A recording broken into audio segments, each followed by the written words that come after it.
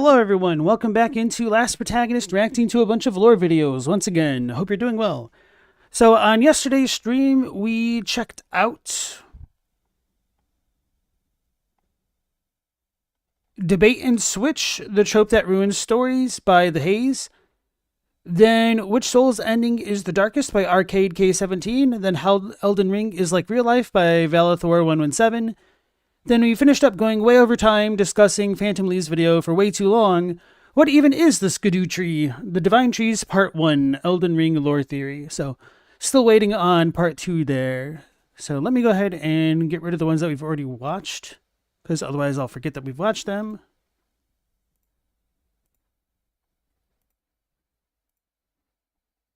So Asenex, Moth Crab, Elden Enthusiast, welcome back in, guys. How you guys doing tonight? Hope you're doing well. I usually do that off stream, but I forgot. So what I have queued up for today is stalling. Is Level T's Nito and Godwyn comparisons, Elden Ring and Dark Souls character analysis. Then we have Storm King's The Night of the Black Knives was a double betrayal, not just a singular, but a double, as well as Storm King's The Nox are the missing link to Elden Ring's timeline. So following up with the Godwyn Nox stuff, I also added Nyx's Tales, The Forbidden Science of Elden Ring, and Bloodborne, the video that we didn't get to yesterday, so hopefully we'll get to it tonight. And then tomorrow, I'm thinking of potentially looking at Sinclair Lore's Shadow of the Erdtree review and discussion with St. Trina. Pretty interested in what their takes will be on that, especially with Mikola and whatnot. So, okay, let's go ahead and get started with Neato and Godwyn comparisons by Level T. And I'm doing pretty well, Asenex. Thanks for asking. Countless dead rest here in peace, cradled by the comfort of dark. Death is equitable, accepting. We will all one day be welcomed by her embrace. I was known as a deathbed companion. I lay with the remains of an exalted noble. To grant him another Is it quiet for you chance guys too? I'll turn it up a bit. to do so is the purpose of my being.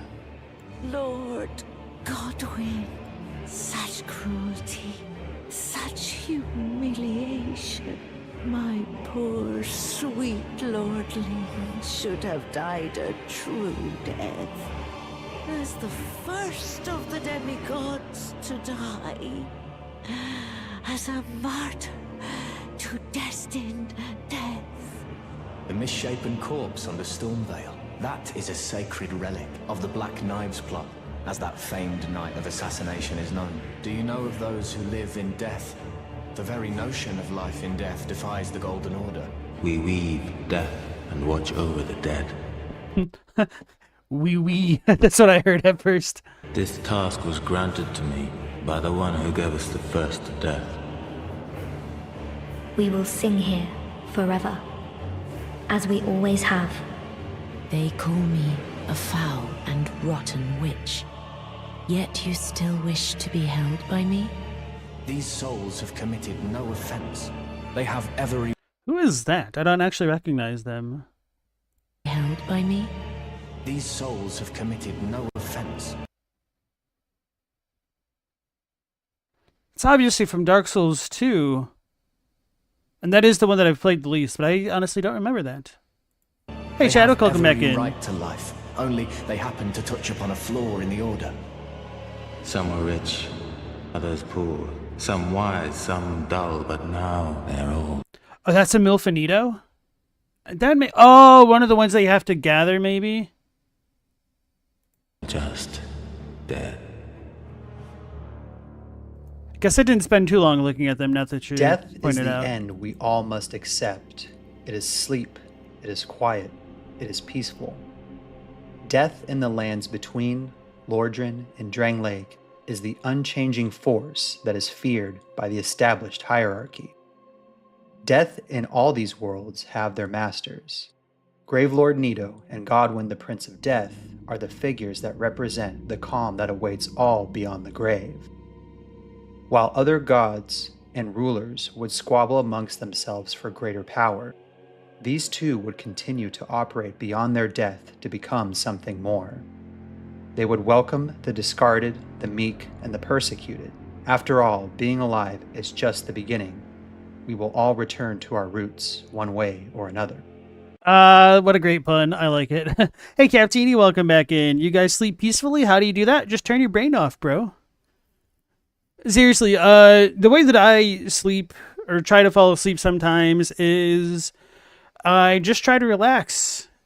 And that sounds a hell of a lot easier than it is sometimes, but I know that I'll drift more quickly into sleep once I'm at the point where I can relax and I start kind of visualizing nonsense. Like, not intentionally, I just let things flow through me, but I've always slept pretty well for the most part.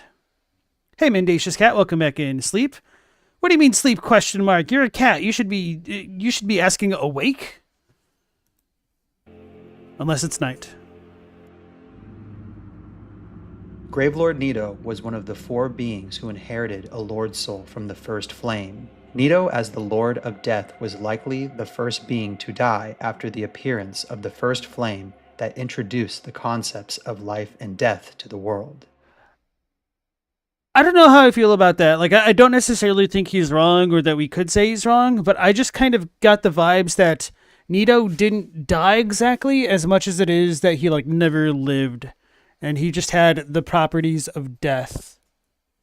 But who knows? I guess if you look at Nito as being, like, one of the 4 Hollow-y type figures, I think there might be more than 4 that pop up in Then From the Dark They Came cutscene. Are you done yet? Yeah, you. So, can I help you? Hold on.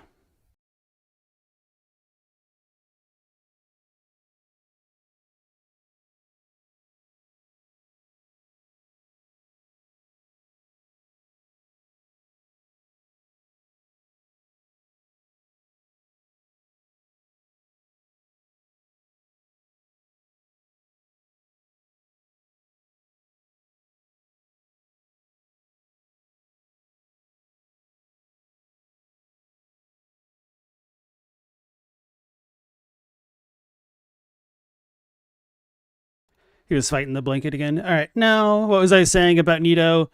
So yeah, if you guys think that Nito is amongst like the first 4 or 5, however many beef jerkies there were in that intro cutscene, then maybe you could make the claim that he died and became a gigantic Skeletor, but maybe the soul made him grow as well. Who knows?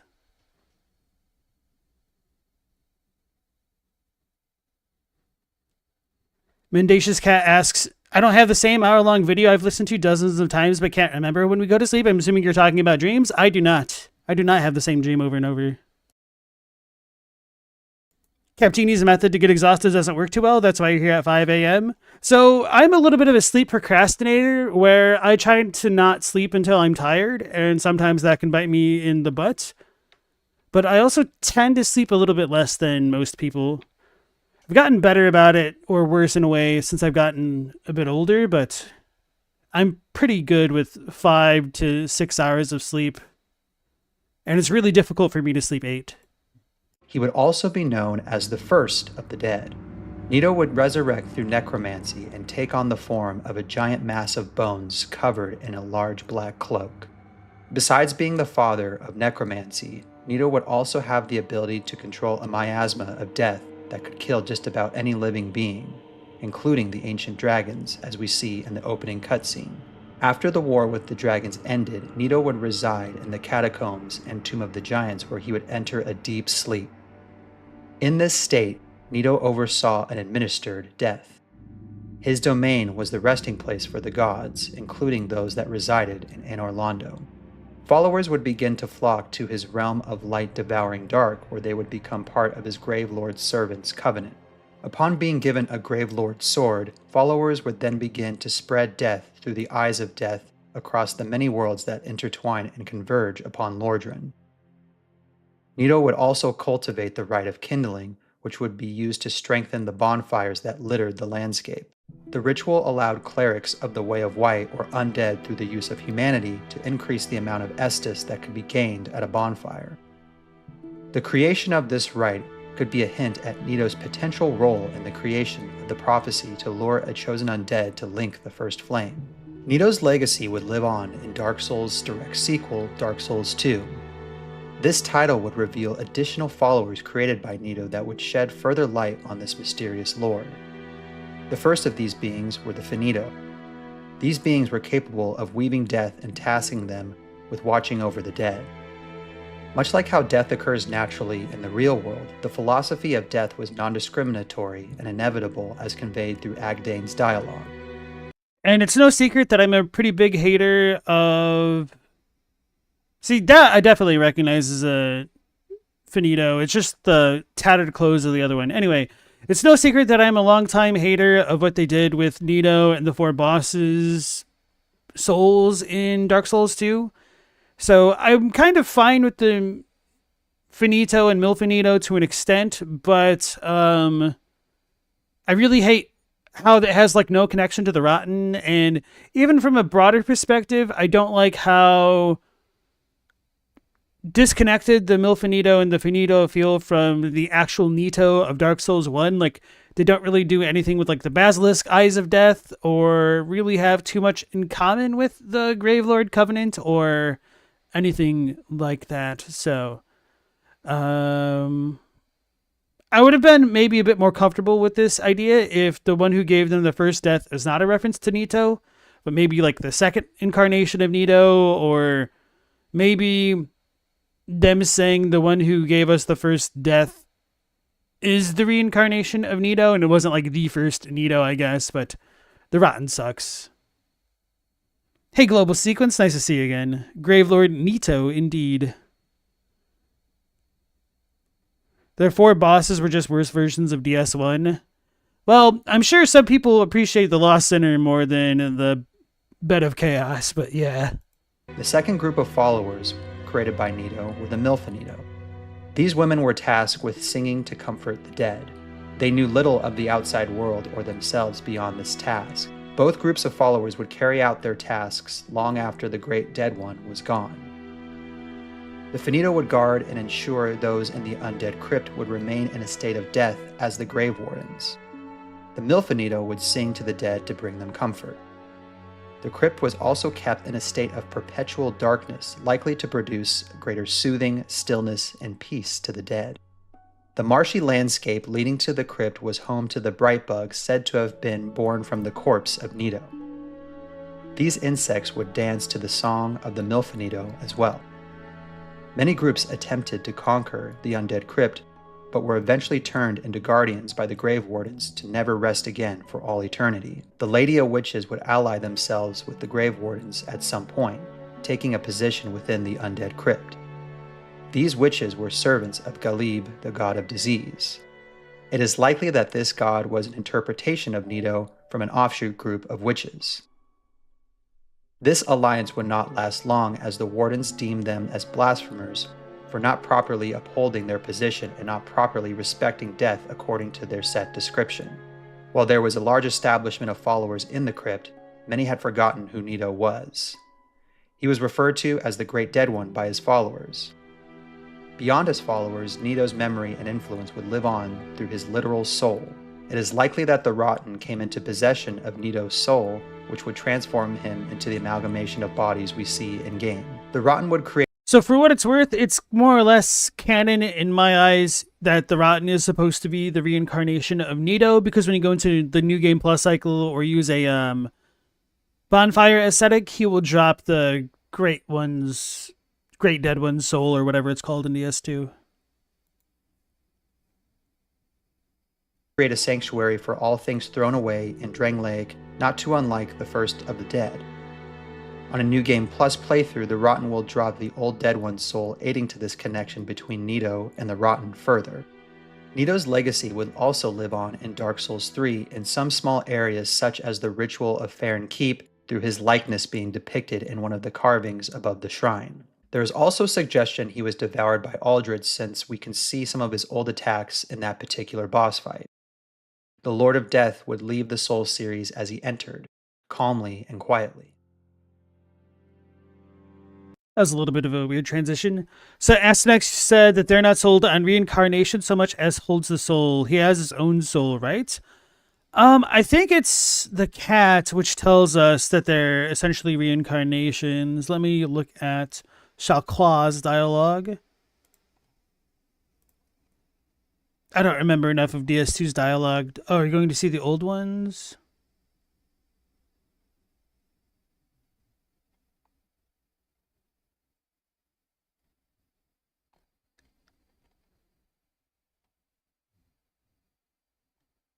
I think there's something that talks about them like reincarnating.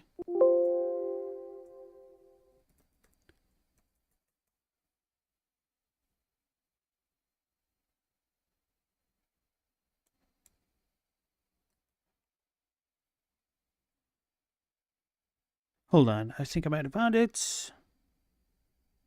No.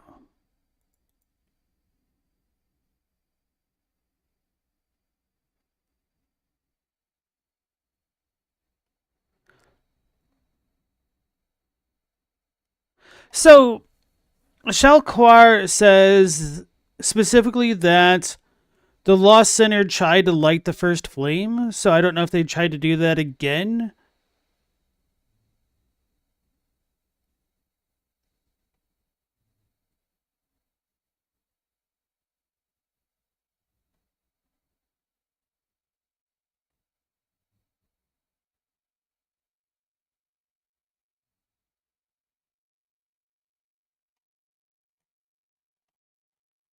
Okay, that seems to be about it. All right, so what was I saying? So she talks about the Lost Sinner trying to light the first flame, which maybe she did in addition to what Izalith did, but I don't know, man. I think they're supposed to be reincarnations rather than possessors. Obviously, there's a better case for that with what's it called, Duke's Dear Freya. But to be fair, Seath was bequeathed that soul, so maybe it wasn't even really his to begin with. But yeah, it does bother me that you get the reincarnation of Seath, but not like the Four Kings or anything like that. Maybe that's supposed to be the Children of the Dark, but it's just DS2 is just very inconsistent on that front.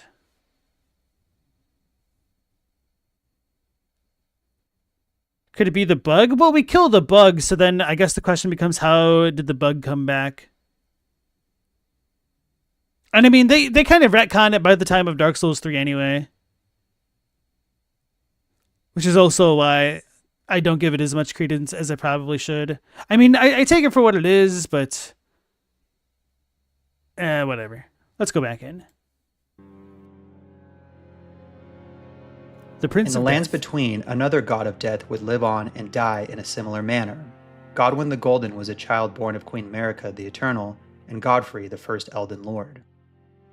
As a demigod, I like how in the past two streams we've doubted the legitimacy of that claim. Godwyn was beloved by all and was Marika's favorite child. He embodied the tenets of the Golden Order to the fullest and served as the ideal inheritor to Queen Marika's rule. Godwyn was known for his loving acts and heroism. Most notably, he played a pivotal role in the defense of Leyndell from the great dragon Grandsax, of which he emerged victorious. He would also befriend the dragon Fortisax after besting him in combat. This alliance would establish the ancient dragon cult that worshipped them and studied their lightning incantations. The faction was even permitted by the Golden Order. Godwyn would be the first of the demigods to die during the Night of Black Knives. His death would begin the Shattering, acting as the catalyst for the conflict between the remaining demigods. Godwyn's body was carved with a half-wheel centipede by the Black Knife assassins sent by Ranni. The same mark would be etched into her body as well. Ranni would die in body but not in soul. Godwyn would perish in the opposite manner, with his body still alive while his soul would die. His body would be laid to rest in the Erdtree roots within the deep root depths. However, since his soul was dead, he couldn't die a true death. His burial would eventually create the death root that would spread throughout the lands between and give rise to those who live in death. Fortisax would try to save Godwyn by entering his death dream, but would succumb to the death blight, corrupting his form. Godwyn's followers within the dragon cult would take upon a new identity as the Death Knights, still honoring their lord. However, Godwyn's following would multiply in his new form. Godwyn's death was not the end for him. Since his body was still alive, his corpse would become known as the Prince of Death. This new form would begin cropping up in the lands between and the Shadow Realm, similar to the Death Root. In this new form, those who live in death would begin to worship him. One of the many endings or ages the Tarnished can usher in revolves around Godwyn and the deathbed companion Fia. With both halves of the centipede wheel, Fia will lay with Godwyn's corpse to create the mending rune of the Death Prince. With that rune, the Tarnished can become the lord of the age of the Duskborn. This mending rune would theoretically introduce the concept of life within death on a grand scale to the lands between. As Godwyn... Just thinking about it now, if the rune of death fragment broke into two halves of a wheel, was the full rune of death that of the sun then? The centipede type sun image?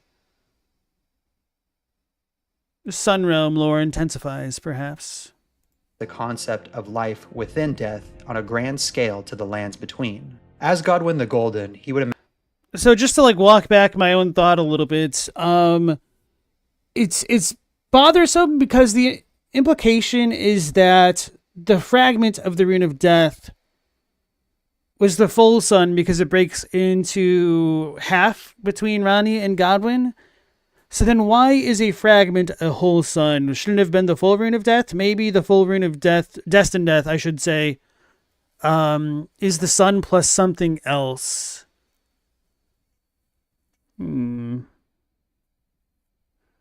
Anyway. Life within death on a grand scale to the lands between. As Godwyn the Golden, he would amass many followers as a result of his friendship with the ancient dragons.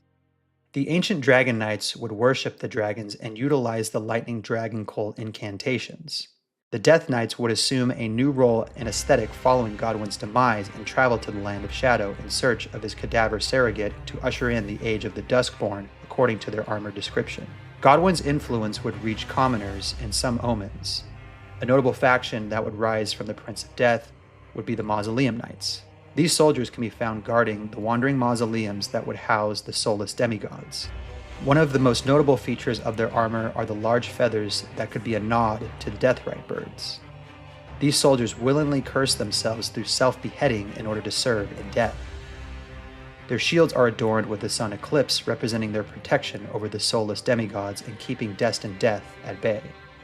They would watch over the death of their demigod lords and swear to serve them eternally, even if it meant the most brutal of deaths to get there.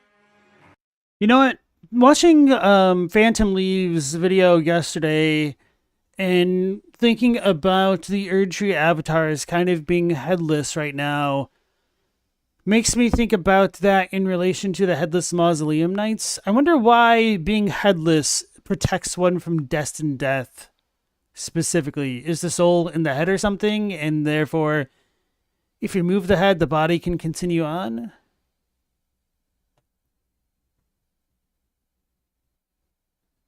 And one thing that's fascinated me for a while is just why the Wandering Mausoleum Knights felt the need to protect themselves from destined death, especially if it kind of only got reintroduced around the Night of the Black Knives and the Shattering time frame. Those who live in death would also flock to Godwyn's presence, felt throughout the lands. These would include variants of skeletons, gravekeepers, snails, deathbirds, and deathrite birds. Many of these beings can be found surrounding the Tibia Mariners, who are essentially shepherds for the dead. They too can be spotted around areas littered with deathroot. The most notable of the followers of the Prince of Death is Fia, the deathbed companion. Her goal is to receive the warmth and vigor of many champions and then lay with the remains of Godwyn in order to grant him another life. This act of laying with others and essentially absorbing their life essence was seen as a sacred ritual in her homeland. In the Round Table Hold, she will grant those who hug her with the Baldaquin's blessing, which will increase poise. Hugging Fia also causes player health to decrease by a small increment. She would aid both the Tarnished and Ragier, a Spellblade, investigating those who live in death in their search for one of the halves of the curse mark of death. After obtaining the first half, she will kill D, Hunter of the Dead, for the second half. Fia will then retreat from the Round Table to return the curse mark and lay with Godwyn's remains. With the assistance of the Tarnished, they will enter the Deathbed Dream to defeat Lich Dragon Fortisax. From there, the Tarnished can use the full curse mark wheel as a mending rune to restore fractured America in order to usher in the age of the Duskborn. So Mendacious Cat asks, does Fia grant the Baldecin's blessing, or is it something that's created inside you?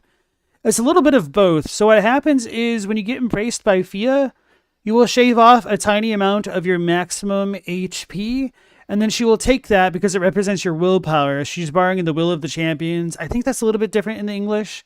So anyway, I think she says like lively vigor or vitality, something like that. So she takes your vigor, your will, and then she gives you the Baldicin blessing because that is your warmth, and she's like returning it to you in a way that gives you more poise, I guess. And so when she gives you the Radiant Baldicin blessing, she's doing it of her own will, which I think, let me double check. When she says she does it of her own will, when I first read that in English, I thought, and I guess you could even come to this conclusion in the Japanese, it's by her own volition, like nobody's forcing her to do it, like her own will, but she might be saying it in such a way that it means it's like literally her willpower. So she's using her own will. Wait, no, this is a different one. So I need Radiant.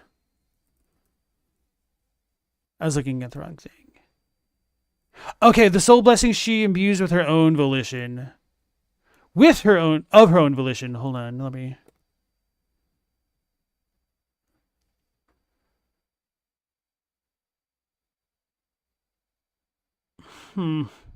Yeah, it's a little bit ambiguous. So...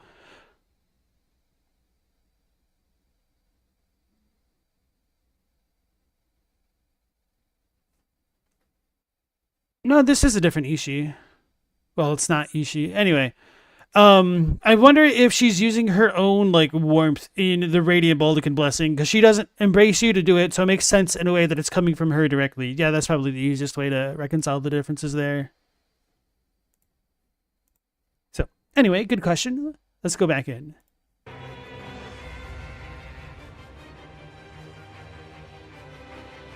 Upon closer inspection of Nito and Godwyn together, similar themes and gameplay elements can be found in my... Wait, no, that is totally the right Ishii. Why did I think that looked different? I swear sometimes I have dyslexia. ...view.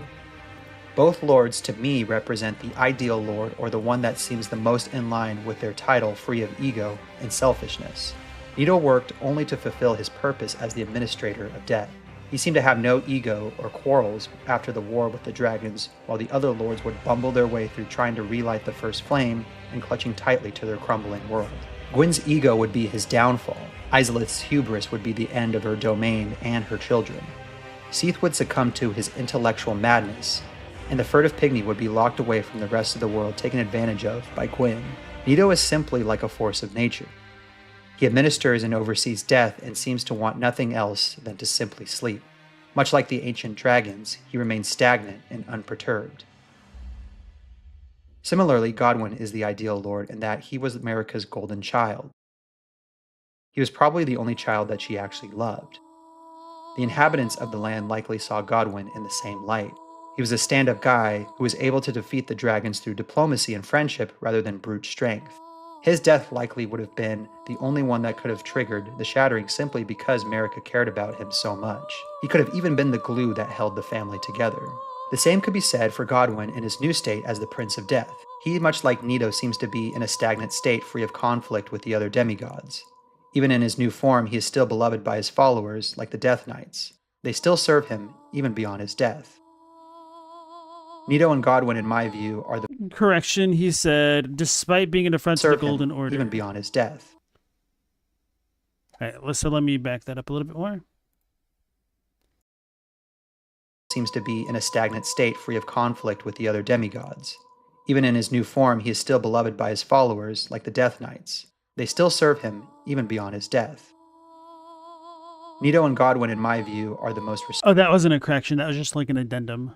...respected of their associated lords and demigods as we see through their actions or lack thereof. This might also aid why they are both feared and respected as well. They control death, the one condition that both worlds are essentially afraid of. The first to die. Similarly, both Godwyn and Nito were the first to die. Nito would perish and then return as the mass of skeletons and bones as we see him in-game. It also makes sense given that one must die to become/control death. The same instance can be said for Godwyn, who dies and is reborn into something new and far more influential. He now not only has his former Dragon Cult followers adapting to his new condition, but he has a whole new legion of followers like those who live in death and the Mausoleum Knights and Soldiers. To me, both of these figures had to die to become something more than what they once were. They had to become what they would control, death. Nito had to die in order to develop necromancy and be the overseer of the dead. Even Nito's death at the hands of the chosen undead would not be the end of him, as his influence would live on through the finito and milfinito, as well as the rotten. Godwyn had to be the one to die in order for the shattering to happen, but was able to essentially come out on top. He rose above the petty squabbles of the shattering, not only because he was physically incapable, but because he was meant to potentially play a role in ushering a more accepting and peaceful age. Guys, Godwyn is Bran the Broken. Confirmed. George has done it again. Both lords highlight that death is not the end, but rather the beginning. The Wu Wei for real. Wu Wei means it's like a Chinese Taoist practice. I believe it's where it originates from, of doing nothing and letting things kind of flow into their natural state, and that kind of being the most effective action one can take sometimes. So basically, don't stir up stuff, let things settle, and then rise to the top. The cream of the crop. Followers of Nito and Godwyn display their worship willingly. Nito's Gravelord's servants would flock to his domain, and those who live in death would find a new lord in the Prince of Death. Other factions in both Dark Souls and Elden Ring often worship their respective gods out of fear. Gwyn's dynasty was held together through control and subjugation of those he deemed lesser.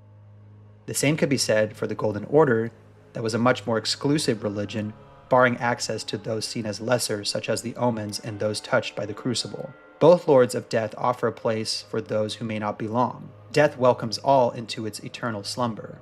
Interestingly, both groups would refrain from building large shrines or symbology to showcase their devotion to the gods of death. Followers of Nito would not erect statues or build monuments in Nito's likeness in the catacombs. The faithful simply pray to the god himself, having direct access to the man in charge. Those who live in death in Elden Ring don't build monuments to Godwyn either. Even in the catacombs, there is no symbolism to represent his role as the Prince of Death. This all leads to the idea that both groups are essentially not worshipping the figure, but the concept of death itself. This differs from... So, about that point, I'm not so sure about the whole thing about things lying peacefully in death, at least in Dark Souls 1. Maybe that's more of like a natural death, but it's really weird and very confusing once the dark sign gets added into things. So what I think is going on in Dark Souls 1, and this is a really big Pepe Ofnir, Pepe Sylvia type moment here. We have the line, I think in Nito's Lord Soul, where it says he offered most of his soul to death. And I'm like, what the hell does that even mean? So I think basically before the dark sign rears its ugly head, Nito's power of the death is trying to keep humans in a case of catatonic stupor that looks like death to them, which causes them to fear death and therefore to fear the fading of the fire, because they're going to come back as zombies when they lose their minds. But that's not, they're supposed to be like their natural form. It's something imposed upon them by the gods. And I'm not entirely sure if that works out, to be honest, but there's something that really nags at me about that thought.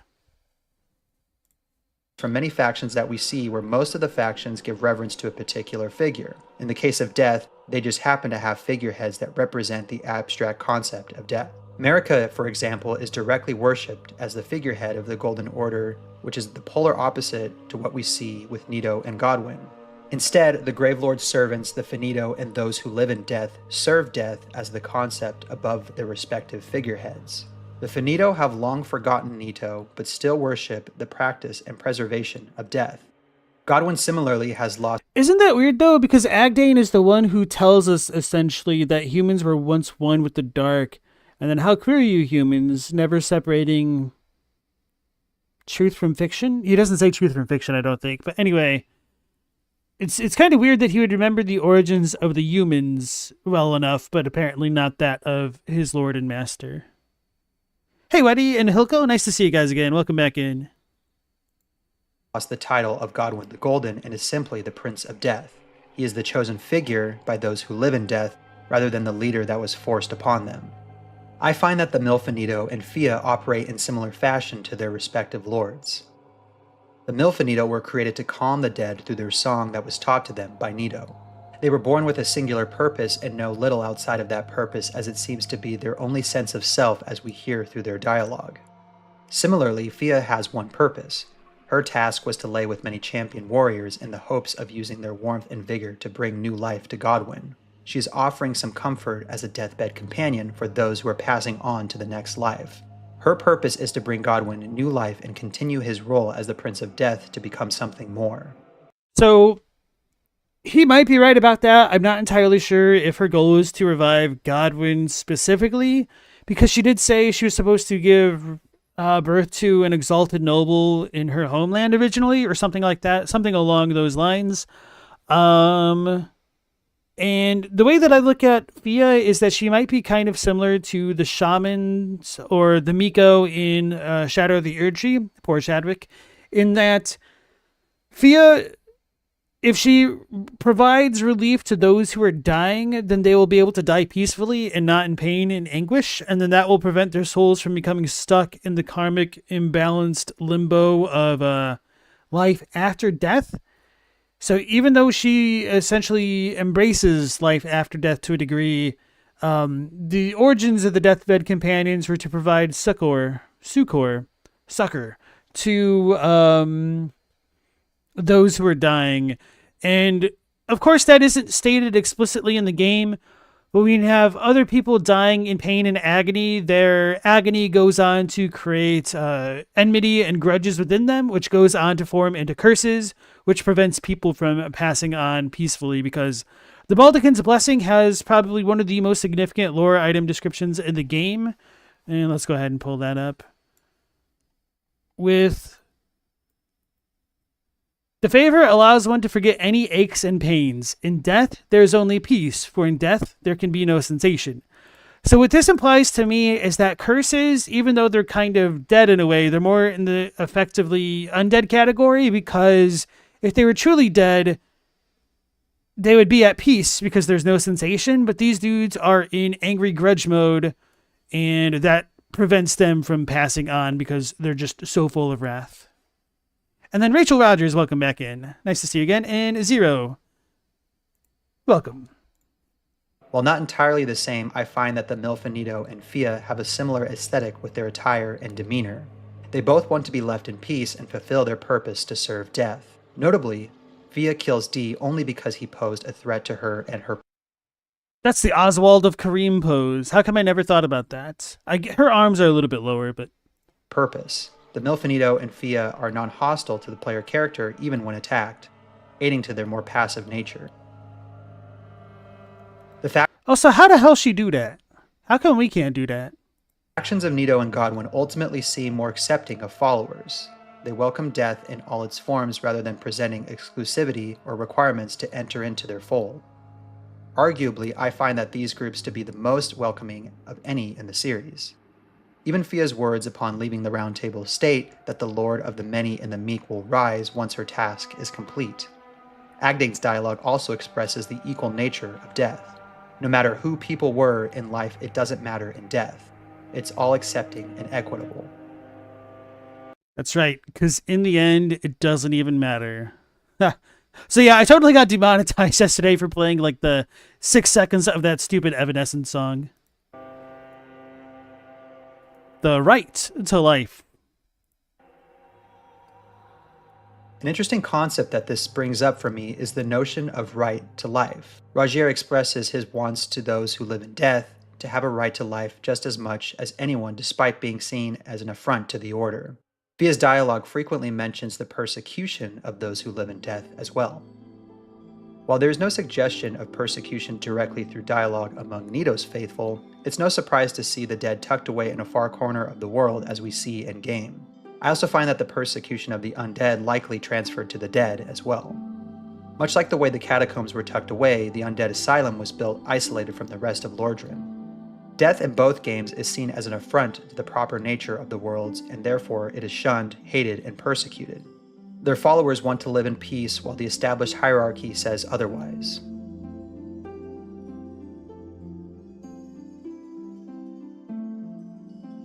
But did you say mystery is game design? Ah! Mystery as game design.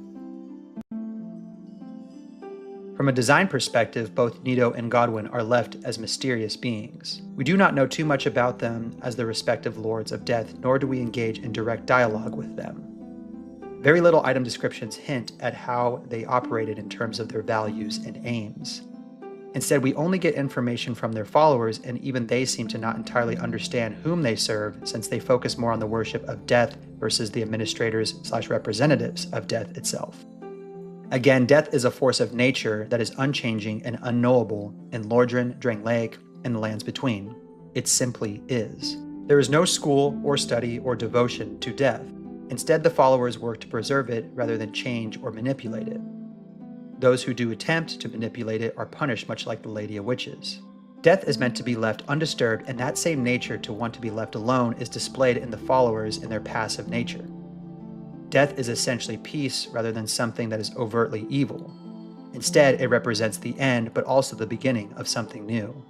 It is the inevitable force we must all come to terms with and should not fear, yet it is a nightmare for figures like Gwyn and Marika. It represents the end of their rule and their power. These figures simply tried to delay the inevitable. They resisted nature and paid the price for it. The Lords of Death would live on and will live on because they do not resist death. Death is the one thing that is truly feared by the gods. They have attained everything they could want, but still resist the very thing they cannot control. Death doesn't need to be presented as something that is overtly dangerous or aggressive to be feared. Death isn't something to be learned or discovered through item descriptions. It simply is, and Nito and Godwyn embody this very unknowingness. We do not need to know about them further because there is nothing to be gained from them. They have no ambitions, they have no designs, they simply are. Perpetually accepting and welcoming to those who will eventually enter their embrace. Alright, so my mind went into a bunch of different directions, so I didn't end up paying as close attention to that as I would have liked, but I was still keeping along pretty well there. But before we get into that spiel, I wanted to welcome Pigsy back into the stream. How you doing tonight, man? And El Degusto, welcome back in. So, where did I go in my head? I was definitely distracted by the music, how much I enjoy that specific character selection track. And I was still really bummed out that they removed that from the intro of Dark Souls Remastered. Then, damn it, where did I go? Death. But let me try to jog my memory here. Oh, okay, I remember. So I was thinking about the Deathbirds, and I was wondering whether or not they're fake. Dun dun dun. So let me double check some descriptions here.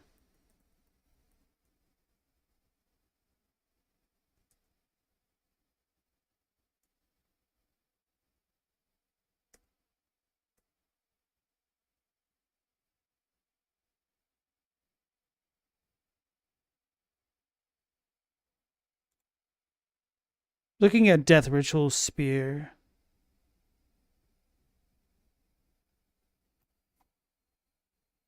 Hmm.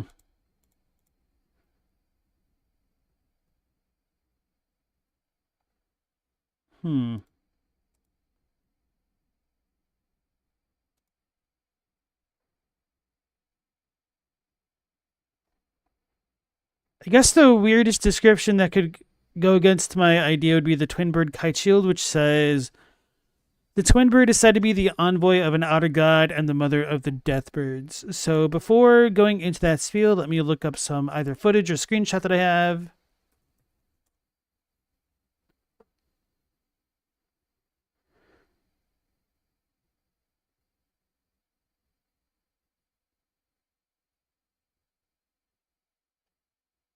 Maybe... Bro, why isn't it maximizing?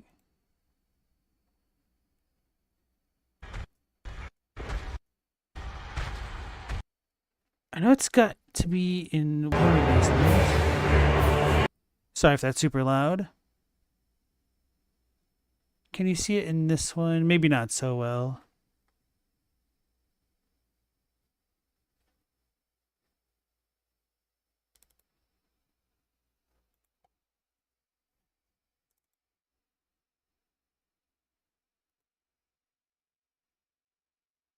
Can't really see it in that one. Let me look at my screenshots then.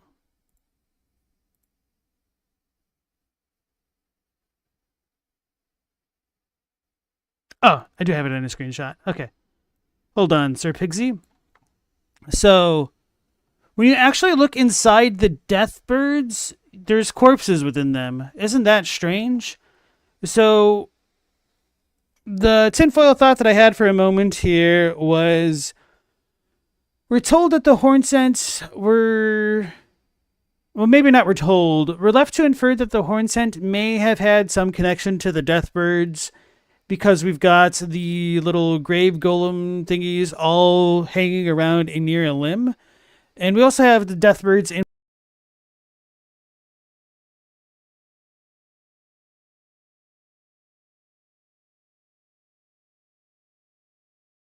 Mic check. Okay.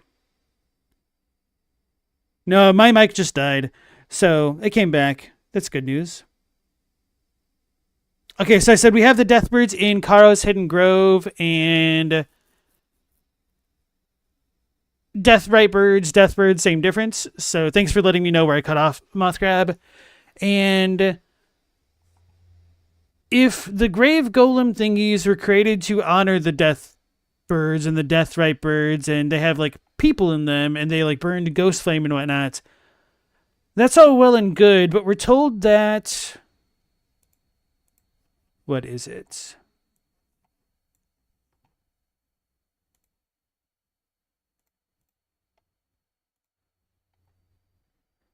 The priests became guardians of the birds through the rite of death, which also serves as an oath sworn to their distant resurrection. So the Japanese, I don't believe, is that different at all. Wait, does this... Oh, we do have a little bit of a difference with the "it is said" type thing. They say that it's also a pact of resurrection, of a far-off resurrection that they have, that the...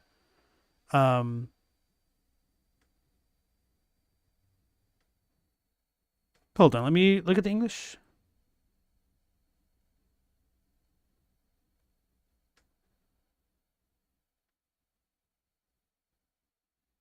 Okay, it's fine. It's just... Perhaps ever so slightly clearer that in the Japanese, no,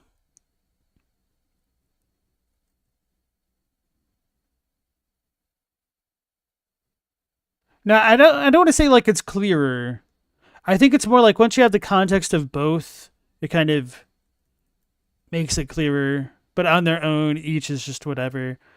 So it seems as though the priests are technically reborn in a way, or resurrected by becoming the guardians of the Deathrite birds, but it doesn't necessarily say that they are the Deathrite birds themselves, which is one thing that I was wondering, whether or not the Deathrite birds were constructs, because it seems like they are to some degree, but this is a Deathrite bird. I guess I should check if a Deathbird has corpses in it like this. The one without the Deathrite wings and the spears and whatnot.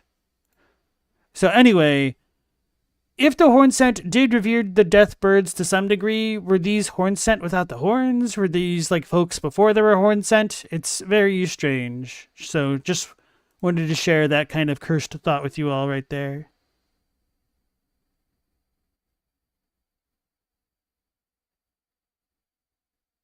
It's not hearsay in the English, yeah. Yes, it's presented as hearsay in the Japanese. That's pretty common though, and typically what I do is if something's hearsay, I'll just kind of put like a mental asterisk next to it, in case we ever get information which contradicts it later, or if we think we have information which contradicts something, we can point to like the hearsay to be like, hey, look, it's kind of covered by the ambiguity in the Japanese. And if you're curious about that, I actually have a huge stream where I went over like pretty much all of the, maybe, no, that's a lie. I didn't go over all the cases of hearsay, but I tried to go over as many of the cases of contradictions, soft and hard contradictions throughout all of the Soulsborne games on one of my streams. I have a Miro board. So if you like type in like FromSoft contradictions, you should be able to find it pretty easily. No. So the hearsay is not necessarily like a lie as much as it is kind of a guesstimate as to what the sworn oath represents, or like the whole idea seems to be somebody's speculation rather than a concrete fact, which is pretty common how they phrase things in FromSoft games.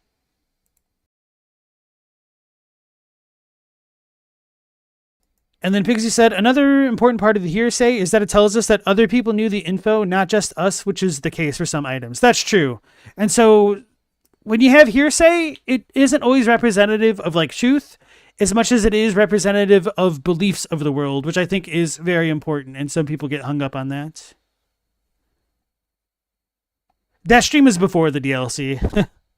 I haven't looked to see if there's any outright contradictions like that in Shadow of the Erdtree yet. Nothing really stood out other than what I've covered on like the translation discrepancy side of things, I think.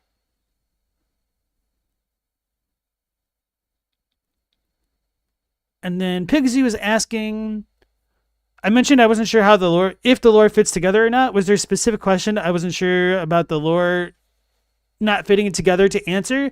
It's not like one specific question as much as it is reconciling a lot of the disparate facts about the Lord that don't have enough information to give us a clear picture of things. So, for example, America's involvement with the fingers and how the fingers would go on to create a certain kind of Erdtree seed, allegedly.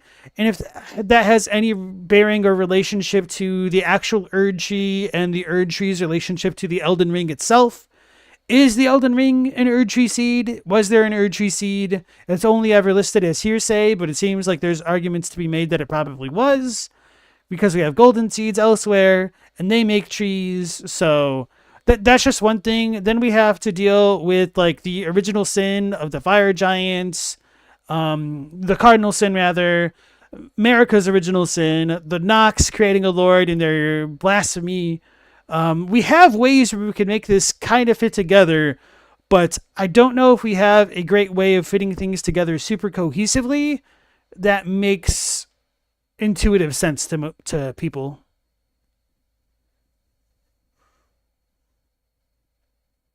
Hey, without horns, welcome back in. There's enough weird forms of resurrection and immortality in Elden Ring. You just take it at face value until otherwise indicated. So I kind of look at what's going on with the Deathrite Bird priests as kind of being analogous to the guardians of the minor Erdtrees, little dudes with the spears and poison and stuff. So, okay, let's go back into the finale of the video. Thanks for watching. Feel free to share your personal theories on Godwyn and Nito in the comments below. Do you find their presentation to be alike or completely different? I'd love to hear your thoughts.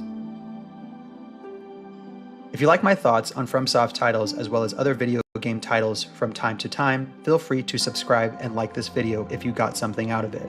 I appreciate the support as always, and I wish you all an illustrious second life. Take care. Ooh, illustrious. Like Selin. That was a good video. Holy crap, I can't believe we spent almost an hour on it already. Okay, let's link it in the chat for you guys if you want to give Level T some support. They make some pretty good content. He's also been doing a bunch of streams where he's gathering footage for his upcoming videos. If you ever want to check out his channel, although he tends to stream at the same time as I do, so I take it back. Don't ever check out his channel. Only stay here. Anyway, what else was I going to say? Oh yeah, I was going to comment on his video. Hey, I liked the video.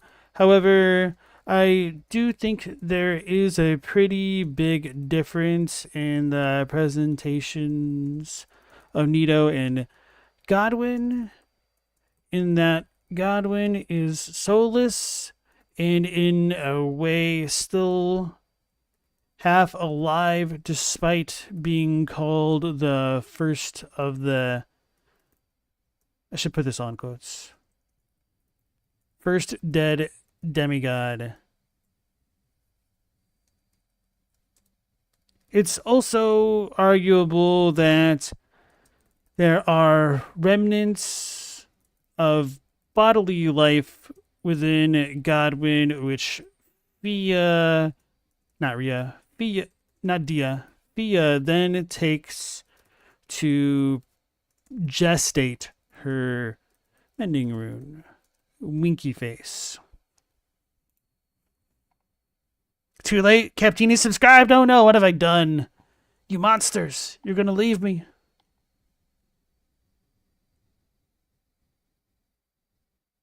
Bro, I would do a terrible Mesmer's voice. You don't want to hear me do a Mesmer voice.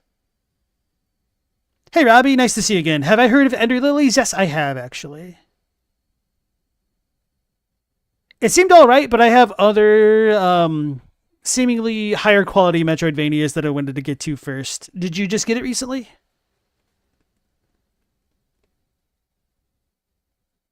Rachel, you don't remember if the Deathbirds are ever said to be actual envoys of death in an esoteric sense or just in a for the moment sense. So many people take the winged scythe to be descriptive of the Deathrite birds themselves, and also potentially even the winged envoy Greathorn, whatever it's called. That might be supposed to be representative of the Deathbirds in some people's minds, and so they would be envoys of death that way.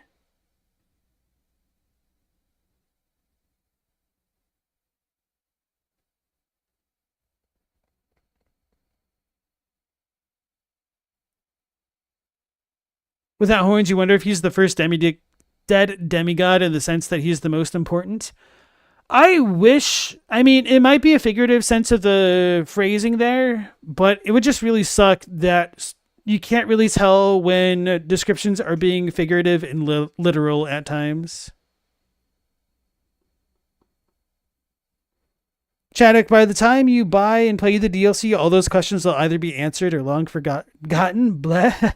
If it makes you feel any better, it took me 5 years to start making lore videos about Bloodborne, and I think the landscape of the coverage of Bloodborne lore has changed quite a bit since when I first started out.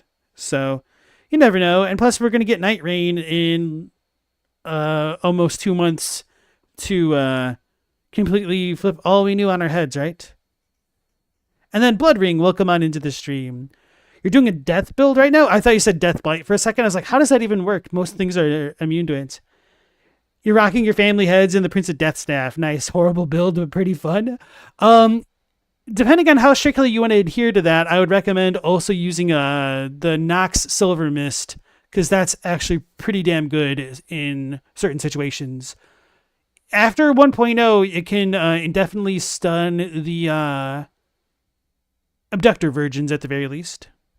All right, Elden Enthusiast, you have a good night, and thanks for joining us. Yeah, the Nox Night Maiden Mist, thank you. Forgot the name for a moment.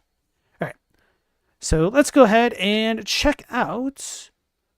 The Nox are the missing link to Elden Ring's timeline to go back to our topic we were discussing with Pigsy. See, I thought about this ahead of time, and this one is by Storm King. And then Soholanthropus, nice to see you again. It's been a minute.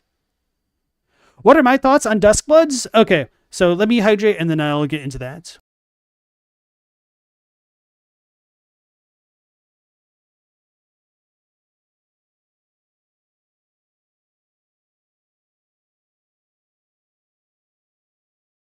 So I did do a stream reacting to the Duskbloods trailer for my second watch, if you want to check that out directly, but I'm pretty excited about it. I'm a little bit nervous and apprehensive because it sounds like it's going to be like a fully multiplayer online type thing, PvPvE, maybe more in the vein of Night Rain. But at the very least, my biggest gripes with Night Rain are that it felt really lazy and that it wasn't adapting the formula in any significant ways other than, just changing the actual objectives of things. But despite that, I did have fun playing the network test. So with a lot of that being less of an issue with Duskbloods, I'm a little bit excited, but very apprehensive because the Switch 1's internet connectivity issues are pretty awful. And hopefully the Switch 2 is better on that front, but if it's not, I imagine that it could be a god-awful experience with the netcode, lag, and all that stuff. And as far as all that other stuff that was shown to us, I am really liking a lot of the vibes of the characters, the environment, and the enemies. So let's say apprehensively optimistic, but prepared to be disappointed. So I always like to look on the dark side of things, so that way when there's brightness in the world, I get to be pleasantly surprised.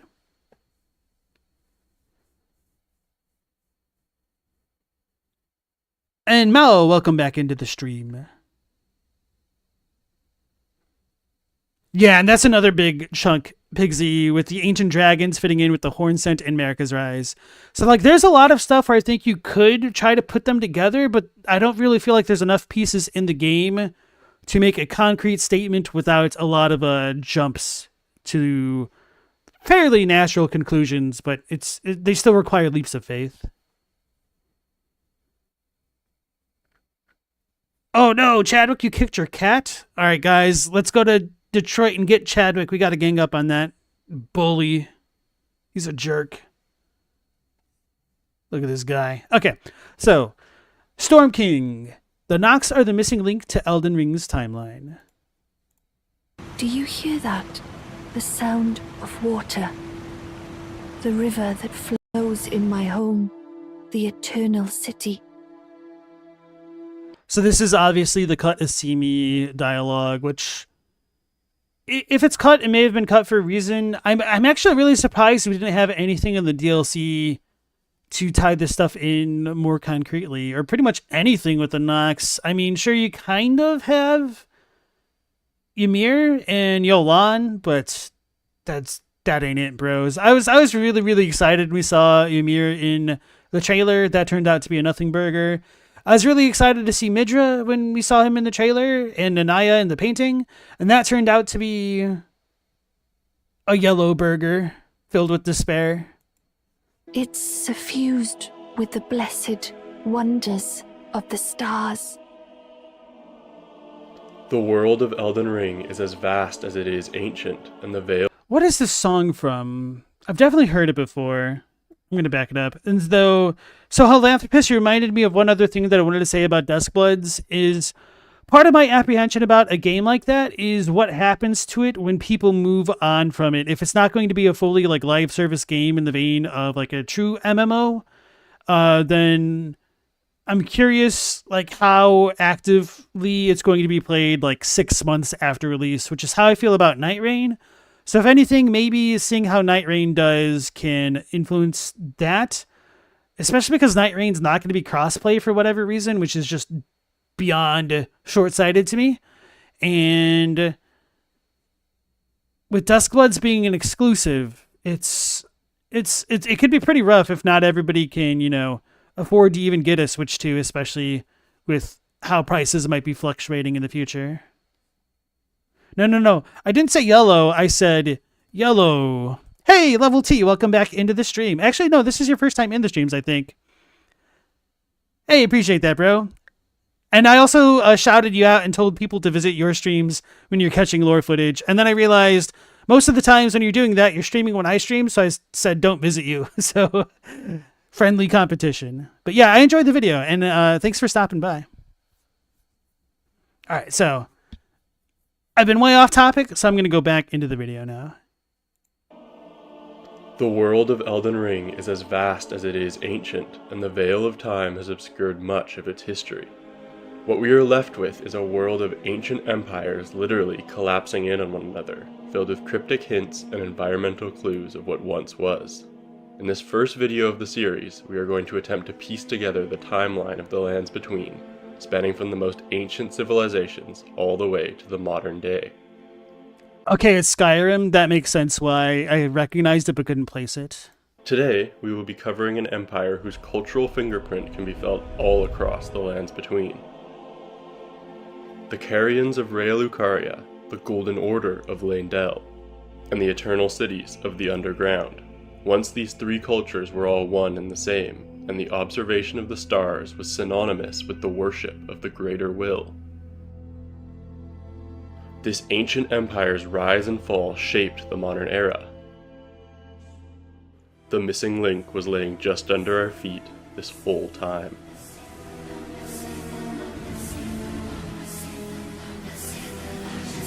Yep.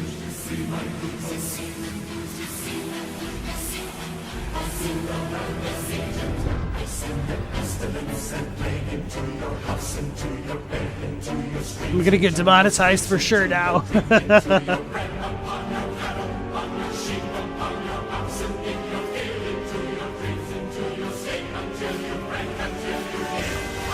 Blood Ring, you love the closed captioning. It is an endless source of amusement. So on the previous video with Level T, if you're still in the chat, there was a point where you were talking about Nito, and it said my asthma of death, and it was spelled like my asthma of death. And I was just thinking of asthma as in like the debilitating, is asthma a disease, disorder, whatever you want to call it. So I'm like, my asthma, my breath of death. I mean, that is what miasma means, essentially. It's like breath or gas or something like that. I don't know enough ancient Greek. Yeah, my asthma. Can't breathe. It's gonna make me die.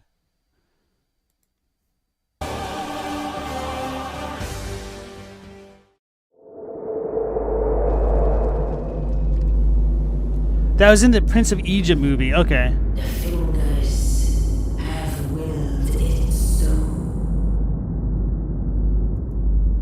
I definitely like the effects there. The Fallen Empire of the Nox.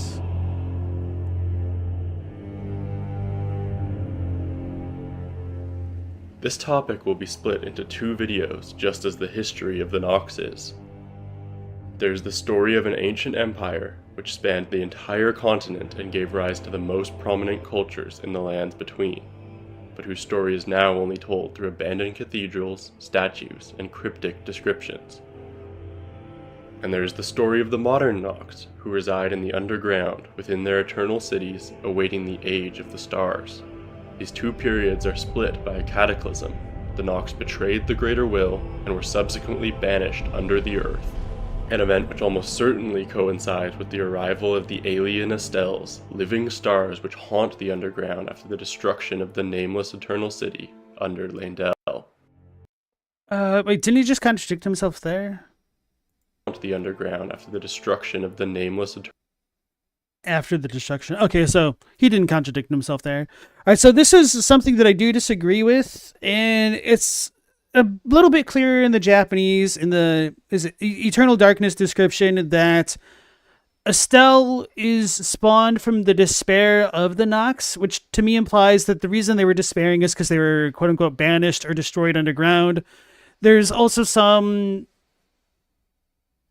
linguistic differences by saying the Nox got banished underground, because it could be saying that they were destroyed underground, but there might be a kind of pseudo-locomotive element to it, that the Nox were destroyed and sent underground, essentially. So I don't necessarily think banished is a terrible localization choice, but we also have the other Celian stuff to consider with two Nox priestesses, like one swordstress and one like actual priestess, or maiden, whatever you're going to call them, in Celia. So it's not as though like all the Nox were destroyed. It's kind of like how the ancient dragons were quote unquote destroyed in Dark Souls 1, but they're still around a little bit in that game. So Anyway, long story short, it seems to me that Estelle destroyed the city that was already underground rather than the Greater Will sending Estelle to destroy the city and send it underground. So I think this part of it was underground when it was destroyed, because why aren't the other two fragments of the Eternal City or the Eternal Cities also not destroyed like this? And then Stella, welcome back into the stream.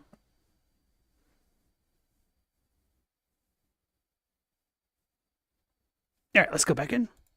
Eternal City under Landell. And so we reach our first discovery.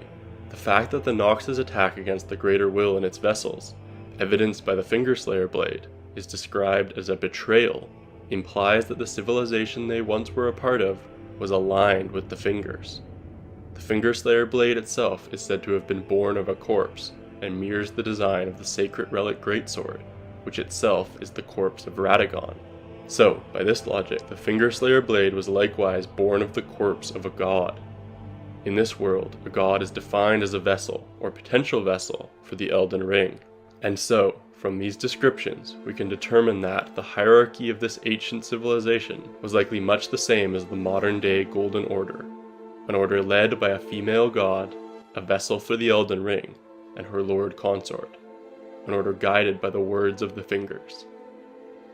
This also explains why the modern Nox are stated to be attempting to create their own lord through their experiments with the mimic tears. Our next insight into the Nox comes from Celia, the town of sorcery. Gowry reveals an often overlooked insight with us after we help him by giving an unalloyed gold needle to Millicent. You've been a saint through and through.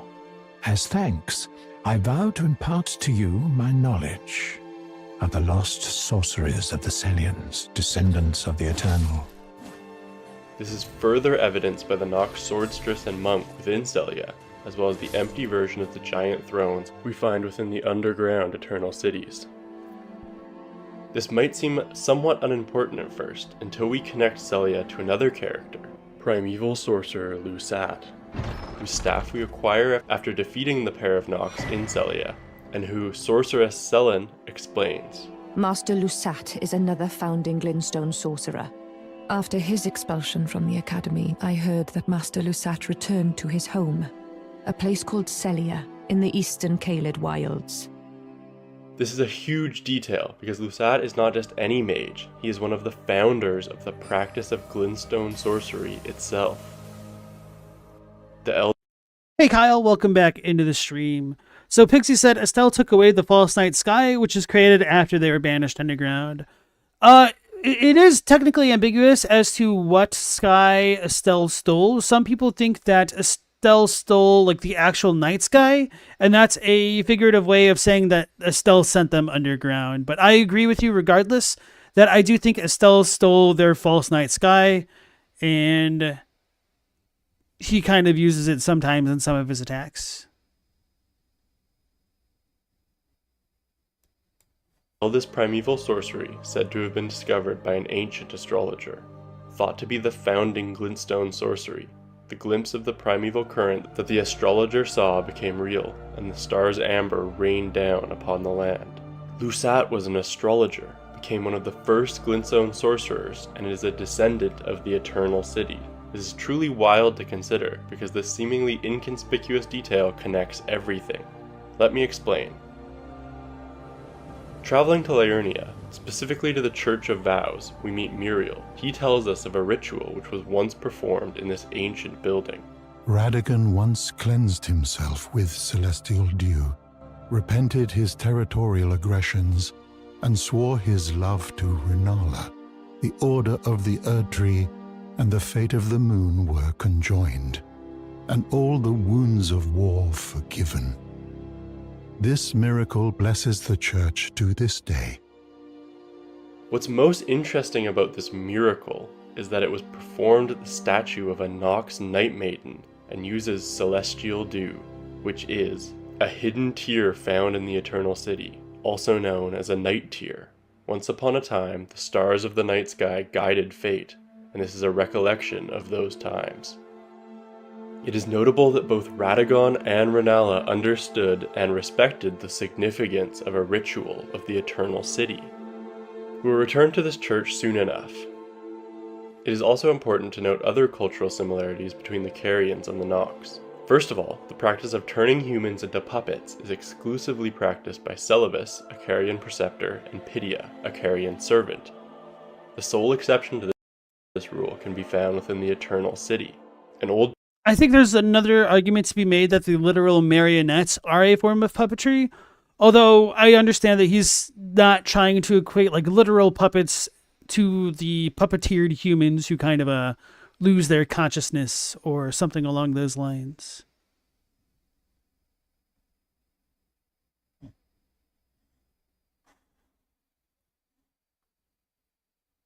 You guys are going off on Miyazaki foot lore. It's certainly a thing that people have noticed. Kyle said, you could argue that the golems are puppets too, so it probably means living beings.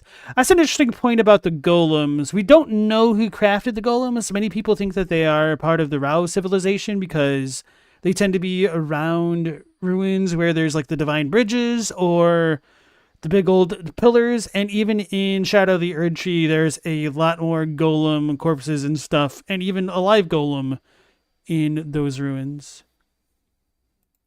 Puppet crafted in the Eternal City. These sisters, members of a cold-blooded race who wield flowing weapons, became puppets of their own volition. Additionally, Celebus uses starlight shards to craft the potions used to create these puppets, which are described as a prized item that was once used in the Eternal City as an ingredient in intoxicating draughts. So Captini asks, is there some sort of Asian lore thing about puppets? You've seen a lot of them in very different games. So yes, pretty much if you have a kind of material object in the real world and you bestow affection or sentimentality of some form onto it for an extended period of time, that sentimentality can become embedded into that object, and that can give it a life of its own. So to pull up like the example of Legend of Mana and the puppets kind of gaining life through the grudges of the dead, it's kind of like extending that principle to not always just being about grudges. So even like positive feelings can kind of make things come to life, and it's not just particularly related to puppets, but just like effigies in general can kind of fit that bill. And effigy meant in the sense of not necessarily like a ritual sacrifice type item as much as it is like anything kind of a humanoid shaped. So like Katashiro or like the spirit emblems in Sekiro are kind of taken from real life. I think you also see them. Yeah, you definitely see them in Spirited Away, the little paper origami type creature thingies.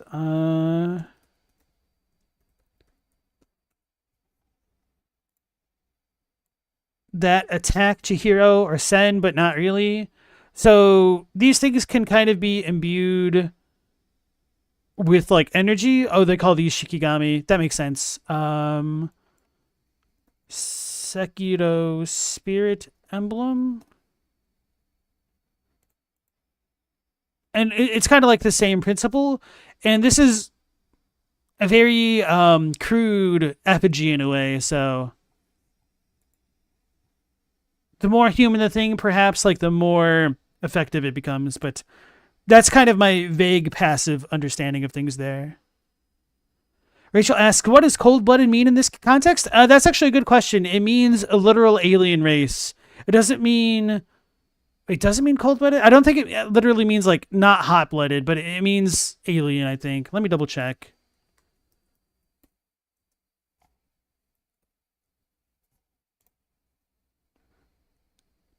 Oh, yeah. No. This isn't the term for cold-blooded, but it does say, like the blood itself is cold, Sumatai Chi. And so Ijinshu is, like, an alien species, an alien race, essentially. It doesn't mean alien is an extraterrestrial.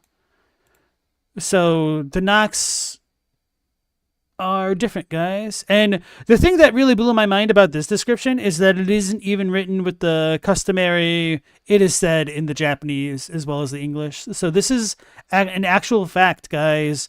The Nox, they got that cold blood because they're from Bloodborne. Which, ironically enough, in Bloodborne, it's not called cold blood in Japanese. It's essentially like dead blood or death blood. Are there no sapient Nox left? I would argue that the ones down in the Eternal Cities are probably sapient.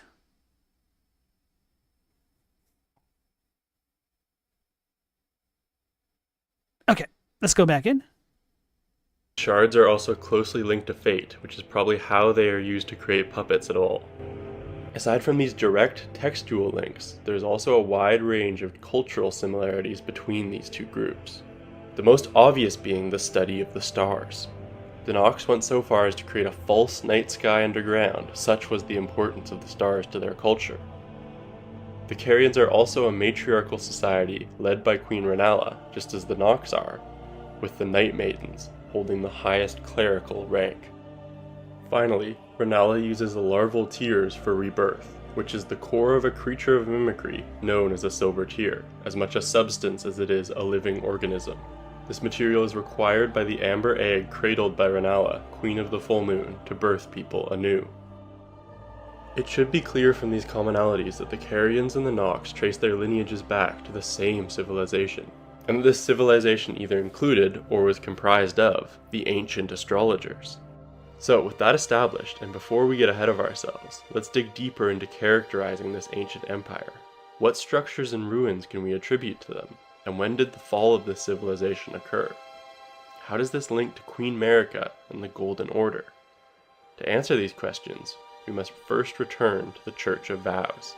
Based on the central Nox statue, this church will be our first addition to the list of potential ancient empire ruins.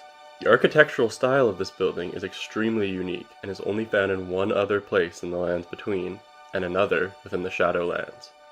In the ruins of the grand cathedrals of Manus Celis and Manus Matir, which translate to the Church of the Hand and the Church of the Mother, respectively.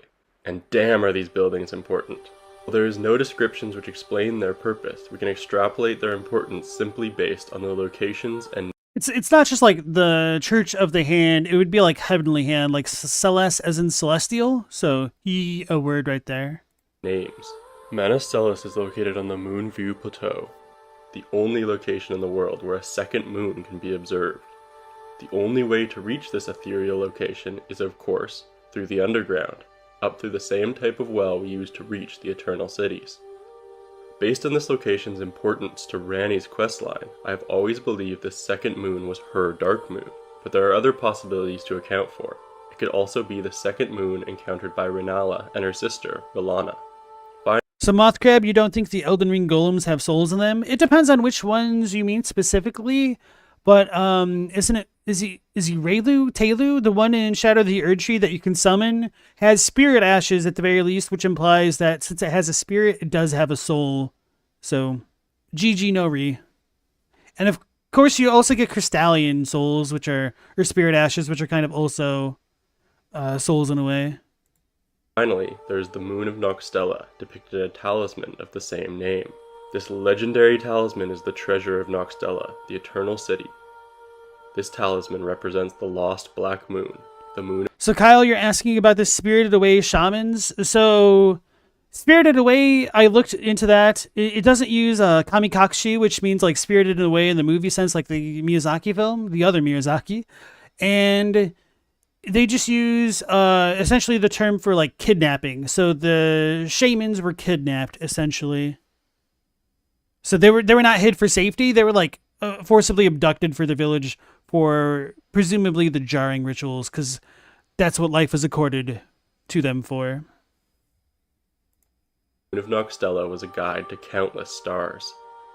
This moon is also the source of the memory stones found in the Sorcerer's Rises throughout the world, which likewise increase your attunement slots. A black, lightly beguiling stone, prized by the sorcerers who produced them, said to be a fragment of the Black Moon that once hung above the Eternal City. I propose this moon is all three. Ranni uses the Dark Moon to bring about the Age of Stars, and the Nox are said to be awaiting the Age of Stars. So Kyle, you assumed America hid them. So for what it's worth, I don't think that assumption is wrong because it's like hidden behind the America statue there. Once America came to power and before the Crusade happened, she may have closed off her ancestral homelands to try to stop some of that practice from continuing, but it doesn't really seem that way based off of the goings on in the jarring villages like Bonnie Village. So it might have just been her like turning her back on her past and trying to move beyond it. But at the very least, I do think Mesmer may have facilitated some of that if Marika didn't do so directly out of honor for her, because he does seem to believe in Marika's words up until the point he encounters the Graceless Tarnished and realizes that Marika is fine with somebody without grace. She just wasn't fine with him. So it would make sense that these two moons are one and the same, lost to time with the fall of the Nox, only to be rediscovered by the Carians. This interpretation certainly is more refined than trying to account for 4 separate moons in the game. Returning to Manus Celis and the Moonview ruins, the name of this cathedral is also extremely important. Manus Celis, which translated from Latin, means celestial hand. This church also houses Rani's 2 fingers, making the name's meaning quite literal.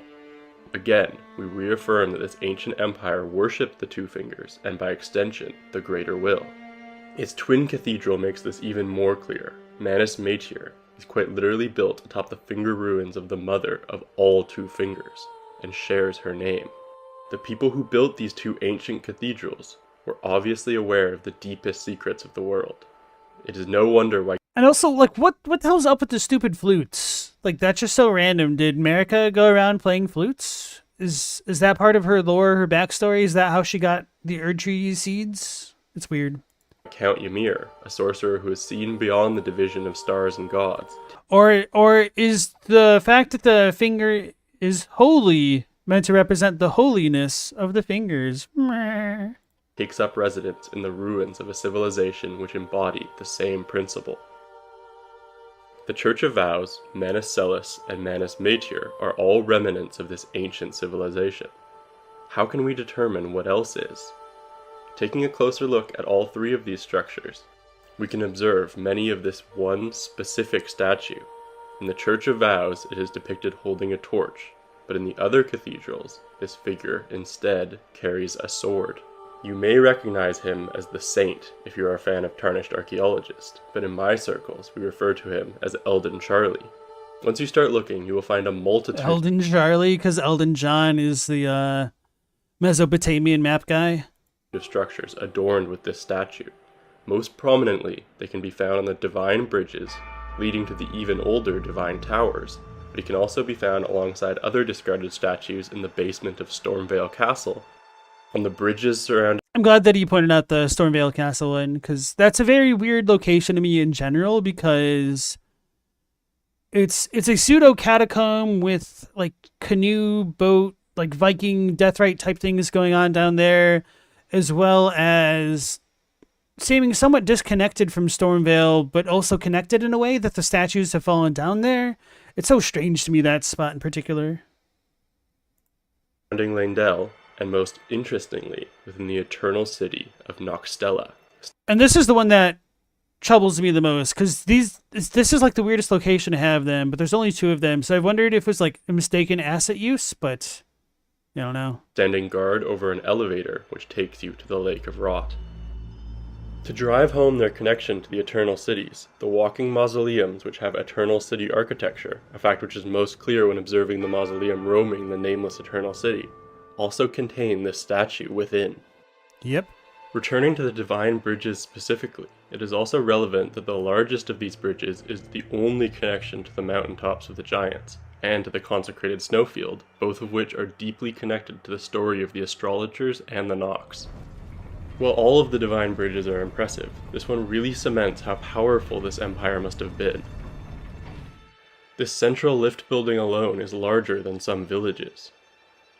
Just to really cement this connection between the Divine Bridges and the Carians, in addition to Elden Charlie, some of these bridges also contain this statue, which holds an open book. This statue also adorns the Carian Study Hall, which itself is the only connection to the Divine Bridge of Liurnia. The way these cultures overlap with such consistency makes it clear this connection is intentional. These statues are one of our best indicators for where the boundaries of this empire reach to. For where Leyndell stands today, the Eternal City once existed in its place. And part of this, which is especially strange to me, is the fact that we get them by the fortified manor, which could imply that there's a bit of a continuity between the two cultures. And so I do think it's a really strong possibility that Leyndell, as we know it, is a kind of transformed or reformed prior Nox settlement. It seems as though America should have had some connection to the Nox, especially if you want to incorporate the Cut 1.0 item descriptions that said that the Nox folk were the relations of the Imperians, I think, or America herself. No, we definitely have the smocking gun. Hold on, I definitely have a screenshot of this. So don't just take my word for it. So aside from the item of the set, the Night Maiden and Swordstress puppets used to say, "Spirit Ashes summons the spirit of a descendant of America from a nearby a rebirth monument found throughout the land." Yes, that's how it was written. From nearby a rebirth monument. So, descendant of Marika. Correct. So, take that with a big old heavy grain of salt, because Morgott was called the Elden Lord, but then I was pondering whether or not it just meant Grace Lord, and they conflated the two at the time. Anyway, we could leave that all behind. So the issue still remains that if America does have some connection to the Nox, how the hell does that fit into the Shaman village now? How does America have connections to the Nox, but she didn't really use the Celestial Dew recipe until she met Rennala? How come she didn't have like a stronger connection to Rennala? Do the Carians not have a Nox connection? Did they have a Nox connection deeper in their history, which everyone has forgotten? What happened between the Shaman village and then the Nox Empire? It's just all a wash, especially once you start incorporating things like the fire giants into the mix, as well as the ancient dragons, and especially now the horn scent. So, have fun.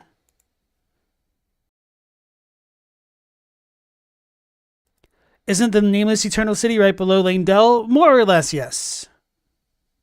But as to whether or not it would have fit in the little moat section of the city, it doesn't seem so. But there's enough architectural similarities between Lower Leyndell and Celia and what's it called? Ordina in the north that could suggest a more common Nox/astrologer ancestry. Without Horn's answer is that the Nox got retconned. Rip. And then, of course, like you have the whole Finger Slayer blade to fit into all of that as well. Still stands today. The Eternal City once existed in its... Hold on, Pigsy. You don't know why an army would attack the main gate in Leyndell where there's nothing behind it? It's the number one rule for all of the FromSoft games, guys. The rule of cool. Place. Now, there is some overlap with this theory and Nameless Singer's Gold Road video, and with some of the Tarnished Archaeologist content. These are great creators, but I have a few key disagreements with their theories. Firstly, the idea that Leyndell and the walls that surround it were themselves built long before the Golden Order. And on this point, I strongly disagree. Firstly, this would mean that America's Golden Order in its long history essentially built nothing, and their contributions amounted to essentially painting a bunch of existing buildings gold. There's also nothing... So I might be getting ahead of him here, but there is a marked architectural difference between the inner parts of Leyndell and the outer parts, and the outer rampart with some other points. So if he doesn't address it, I will be sure to bring that up in a moment. That really suggests that these structures are that old.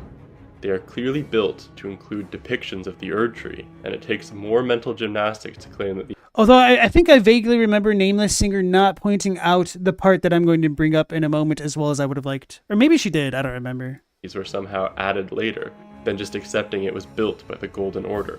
I'm happy to debate this in the comments though. On the tarnished archaeologist side of things, he makes an interesting observation in this video.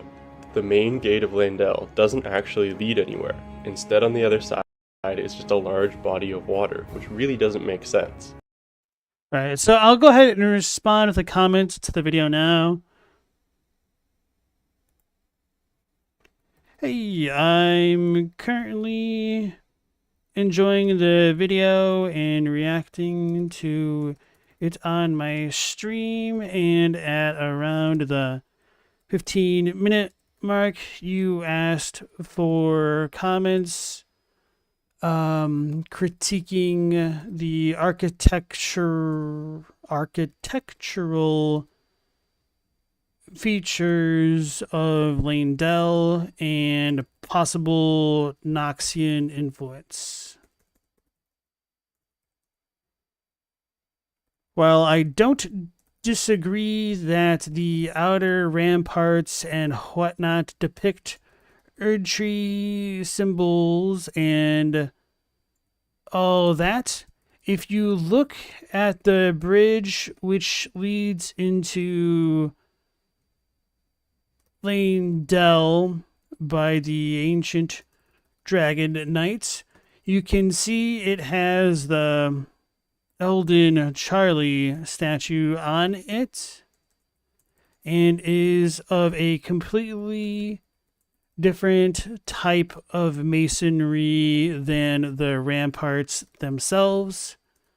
Because of this, as well as the fortified manor and lower Leyndell's differences to upper Leyndell, it seems likely to me that the current form of Leyndell came from a pre-existing society or is merely the natural byproduct of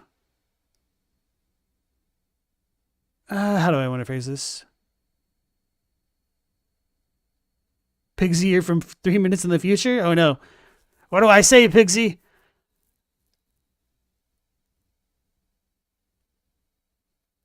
Of updating the city over time.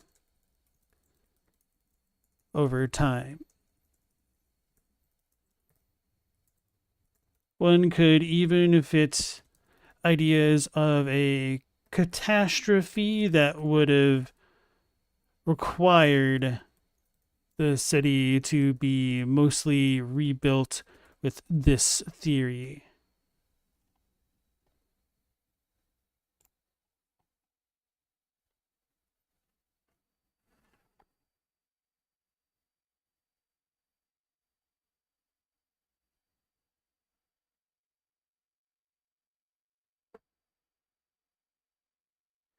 There's not a gap in the story, only in our understanding. Well, my understanding got as many holes in it as Metter Flute. All right, so let me pull up the architectural type thingy. That's not how you spell rampart. Apparently I didn't label it rampart. Oh, this is the wrong folder. Idiot. Idiot.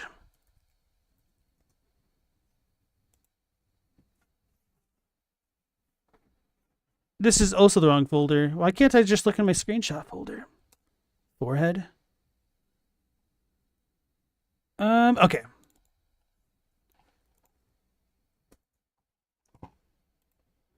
So this is specifically what I'm talking about. This is where you get the site of grace before you go inside the rampart of Leyndell.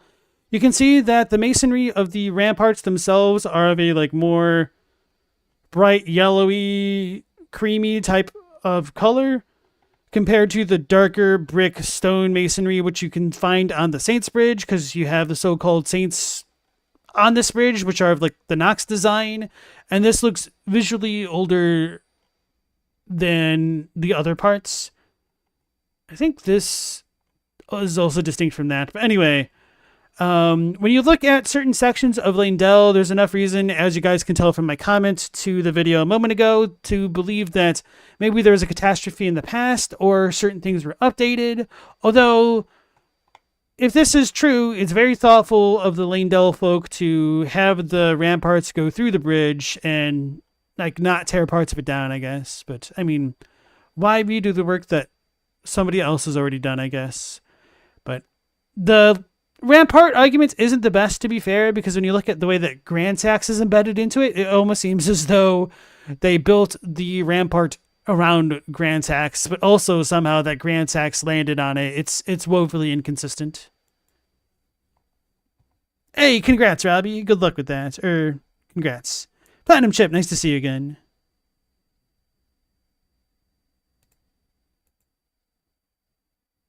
Blood says, maybe the original bridge was way longer and went to a currently more internal section of the city. And that's a good possibility as well.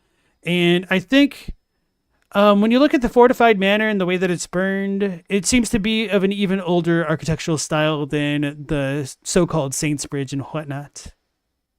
But also like actually I should bring up that rampart as well.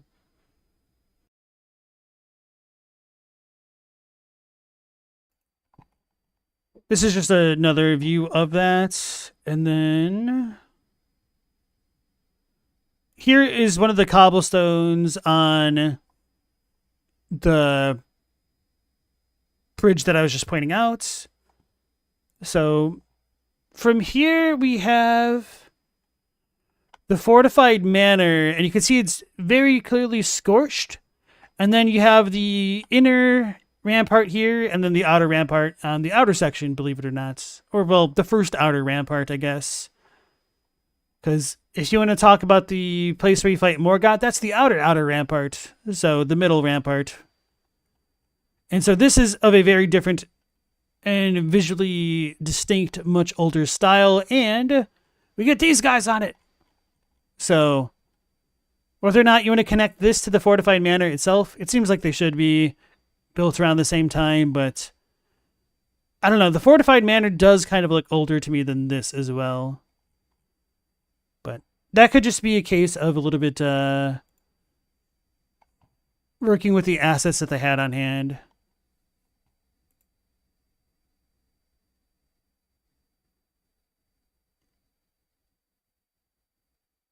Okay. Why have a main gate that leads to nowhere? He also points out that in the story trailer, Godric's forces are attacking this gate, and doing so only really makes sense if, at this point, it was still connected to the rest of the city. Now, these are great observations. What I have issue with is his explanation. He theorized that the missing part of Leyndell was where the nameless Eternal City once stood, and that its collapse is what left this chasm. This seems like a cool answer at first. It seems to fit so well, and be an excellent example of environmental storytelling. But just stop and think about this for a second. This would imply that the Eternal City was above ground until well after the Shattering. I hope this video has been able to convince you that the fall of the Nox happened ages before Marika's rise to godhood, let alone the shattering of the Elden Ring. So this could be one of those cases where a broken clock is right twice a day. So not to really try to paint TA that way, but TA could be correct in saying that the Eternal City could have been down there as a byproduct of what happened to Leyndell, but I would agree that it doesn't seem likely that it should have happened anywhere near the timeline of the Shattering. And when TA was making that video, he had some really big problems with this timeline that weren't immediately obvious, which is truly unfortunate because a lot of people took and even take TA at their word. So it's been a bit of an uphill battle trying to reframe some of the discussions around that at times. But you could still say that the nameless Eternal City was banished before this, and the intro cinematic could just be to look cool, which that would suck if it's the case, but I don't know. Maybe you could say like Morgoth was standing on top of the gate, so they were attacking it because that's where the opposition was. But, I mean, no matter what you come up with, it's probably going to be not completely satisfactory, unfortunately. And then Scott Easy, welcome back in. Pigsy, this reminded you of when you visited the Great Wall of China. Your dad pointed out one part looked to be in much better condition, and then your guide told us it was recently restored, ... 350 years ago. That's great. And so, whether or not you want to say part of the reason Leyndell is all scorched could have been because of the burning of the Erd tree and then it was rebuilt, or it was a byproduct of the shattering and then it got built after the shattering. It's up to personal interpretation. We also have, of course, the confrontation with Grandsax and the war against the ancient dragons, but Godwyn eventually won, so maybe they just kind of had to rebuild parts of the city. Because some people have wondered whether or not the big opening that leads into the Erd tree was a byproduct of like Grandsax slashing it, which I think is a cool idea. Not one that I am fully on board with, though. And then Moxie Watts also had a really interesting idea that perhaps Grandsax struck the Erd tree with a bolt of lightning, and then it kind of exploded, because if a lightning bolt hits a tree, it can kind of superheat the inside, and you can get a similar kind of scar on a tree that way. I think that's a really cool idea, but I also don't think that works because of just like magical type stuff. And I think the Erd tree hasn't undergone like a crazy amount of changes other than what Marika and or Radagon have done to it. But still cool enough of an idea to share with you guys. Hey, good luck with your math test, Waddy, and thanks for joining us. The danger of analyzing environmental storytelling first, then making the lore fit around it. It is much easier to reason that either there used to be a bridge over this area which connected to the rest of the city, which was destroyed by Morgoth to block the advance of the invading armies, or that he flooded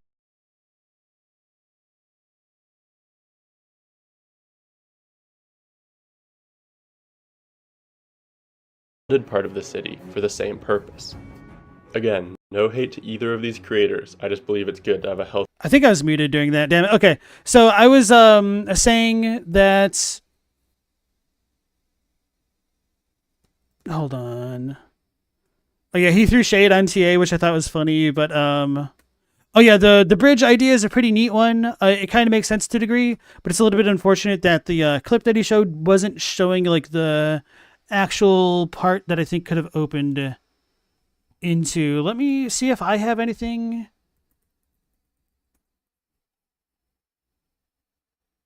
I probably need to look at my footage. And I know I wasn't looking at this gate opening specifically. So yeah, let me go in my footage folder. I've got a lot of footage of Leyndell, so this might be a little bit excruciating. This probably isn't really that important, but long story short, there is like another gate that a bridge could have gone to, so I'm not totally against the bridge theory. But to be fair, it's just as much speculation as the Nox theory, or the Eternal City theory, so why shouldn't we throw out this theory for similar ideas, I guess, to be fair to a TA and whatnot.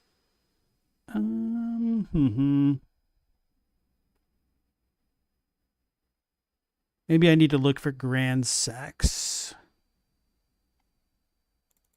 I think this might be the wrong angle. Yes, that is certainly the wrong angle. Well, actually, it's just still the wrong angle, but... Oh, these dudes. Nope, not these dudes. The other Leyndell Knights. The ones before Grandsax by his wing. You can kind of see a gate which could have led to a bridge.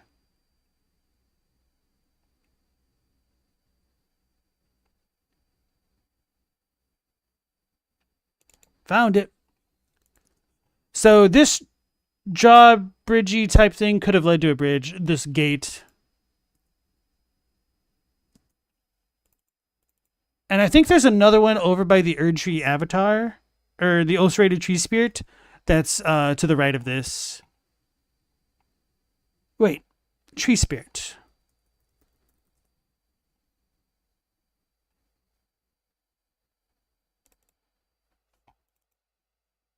Okay, no, so it's the one I was thinking of a moment ago. Never mind. Good enough.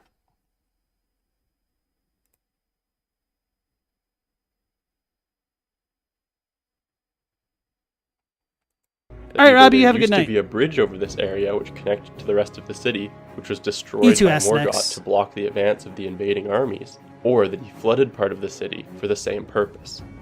Again, no hate to either of these creators, I just believe it's good to have a healthy debate here. So, what am I proposing instead? Well, based on the evidence we have, I believe that there was once a single, centrally located Eternal City, likely the same one that now exists in ruins under Leyndell, within the Deeproot Depths. This was the seat of power for this empire, which we will refer to as the Eternal Empire from this point on. When Sellians are described as descendants of the Eternal, I believe this means the town of Sellia was also once a part of this ancient empire.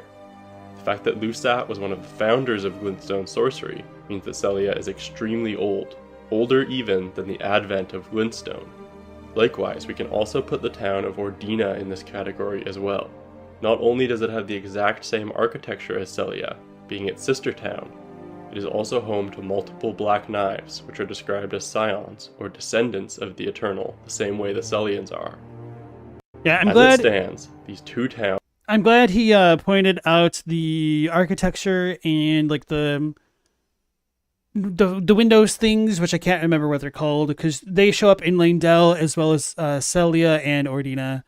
And of course, one can make the argument that Sellia and Ordina are kind of offshoots of Leyndell, but I don't really think that works for a lot of reasons, because of the way that Lusat is from Sellia, and Sellia kind of essentially went on to establish Raya Lucaria, which was outside of Leyndell's purview, so you'd really have to do some work trying to make that all fit together, for me at least.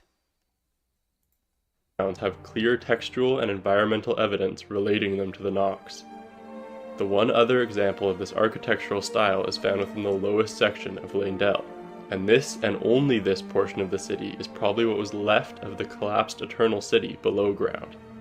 Leyndell was built around what was left of the previous empire.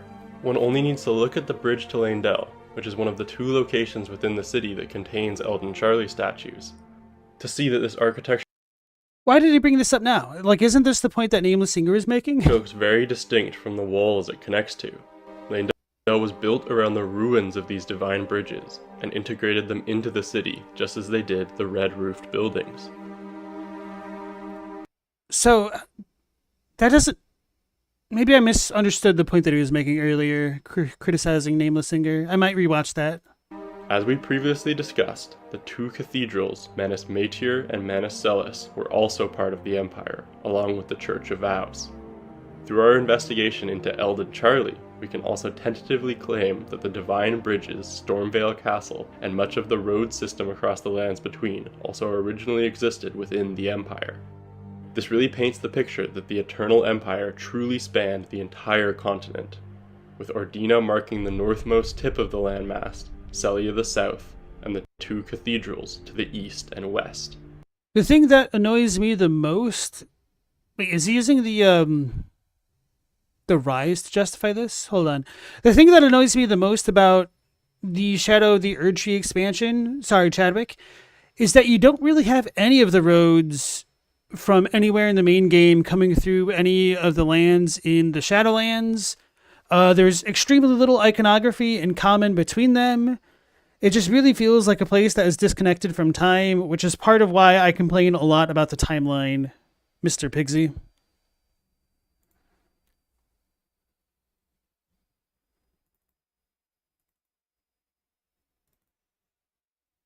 It's not playing. We can learn more than just where this empire was located, however. We can also glean what its belief system was, and what other groups can be attributed to it. First of all, in contrast to the modern day, where the Golden Order worships the Greater Will and the Two Fingers, and the Carians seek guidance from the stars, the Eternal Empire viewed them as one and the same. Their cathedrals both hide a set of fingers, or, in the case of Manus Matir, the Finger Mother herself, under the main structure. Yet Manus Celis is also adorned with the stone astrolobes of the astrologers, and is littered with shards of starlight. This is clearly a place of celestial observation and greater will worship. The Eternal Empire recognized that Mater herself was a star. Divine power and celestial power are one and the same. but that fact has been largely lost to time, known only to the most inquisitive scholars and the highest priests. This ancient civilization was an empire of astrologers, the same astrologers who at one point allied themselves with the fire giants, and who would go on to glimpse the primeval current and bring down a rain of stars, marking the origin of glintstone sorcery. The fact that the underground Eternal Cities lack any form of glintstone, despite valuing the stars so highly, indicates that the ancient empire ended before glintstone was discovered in the mountaintops, helping us to begin to build a timeline. The astrologers are an ancient group which trace their lineage all the way back to Ra, and then through the entire period of the ancient empire, even surviving its fall, and eventually going on to discover glintstone sorcery, found the House of Caria, and established the Academy of Rael Lucaria. I don't really think that idea works because you do have the Nox sigil appear in Nightshard, I believe, and that's a glintstone sorcery. Maybe you could make the argument that the Thessalians came up with it later, I guess, but I don't really think that needs to be brought up so far, at least. Well, we've already spent time to establish the Eternal Empire's connections to the Carians. In the case of Ra, I'd like to point out that a number of statues within the ruins appear strikingly similar to the attire of the Nox, specifically the Night Maidens and their conical headpiece. We will discuss the most ancient cultures, including Ra, the Ancient Dynasty, and Farum Azula further in a future video, but for now, I will say that while these three cultures certainly predate the Ancient Empire, they do have a number of connections with it. As we know all too well, empires rise only to crumble under the march of time, but people survive. And the end of the Eternal Empire must have been spectacular indeed. Now we have reached a turning point in our story, the betrayal. The Two Fingers are flawed envoys, unripe children born of a defective mother. Just as many characters in our story, Gideon, Enya, Ymir, and most importantly, Ranni, come to realize. I don't know if that's true or not, or if it's all just Ymir propaganda because he wants to be the new mother. And so he might just be biased against saying whatever he wants to slander the original mother and the Two Fingers, because he might have some gripes against the current way of the world, for lack of a better term.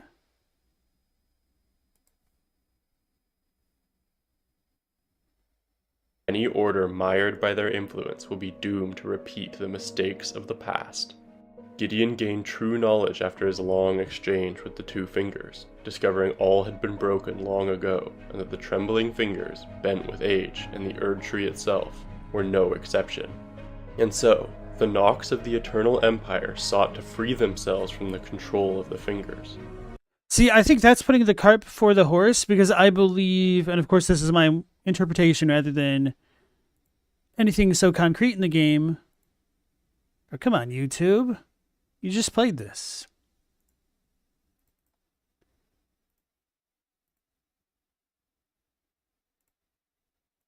This is dumb. Fingers bent.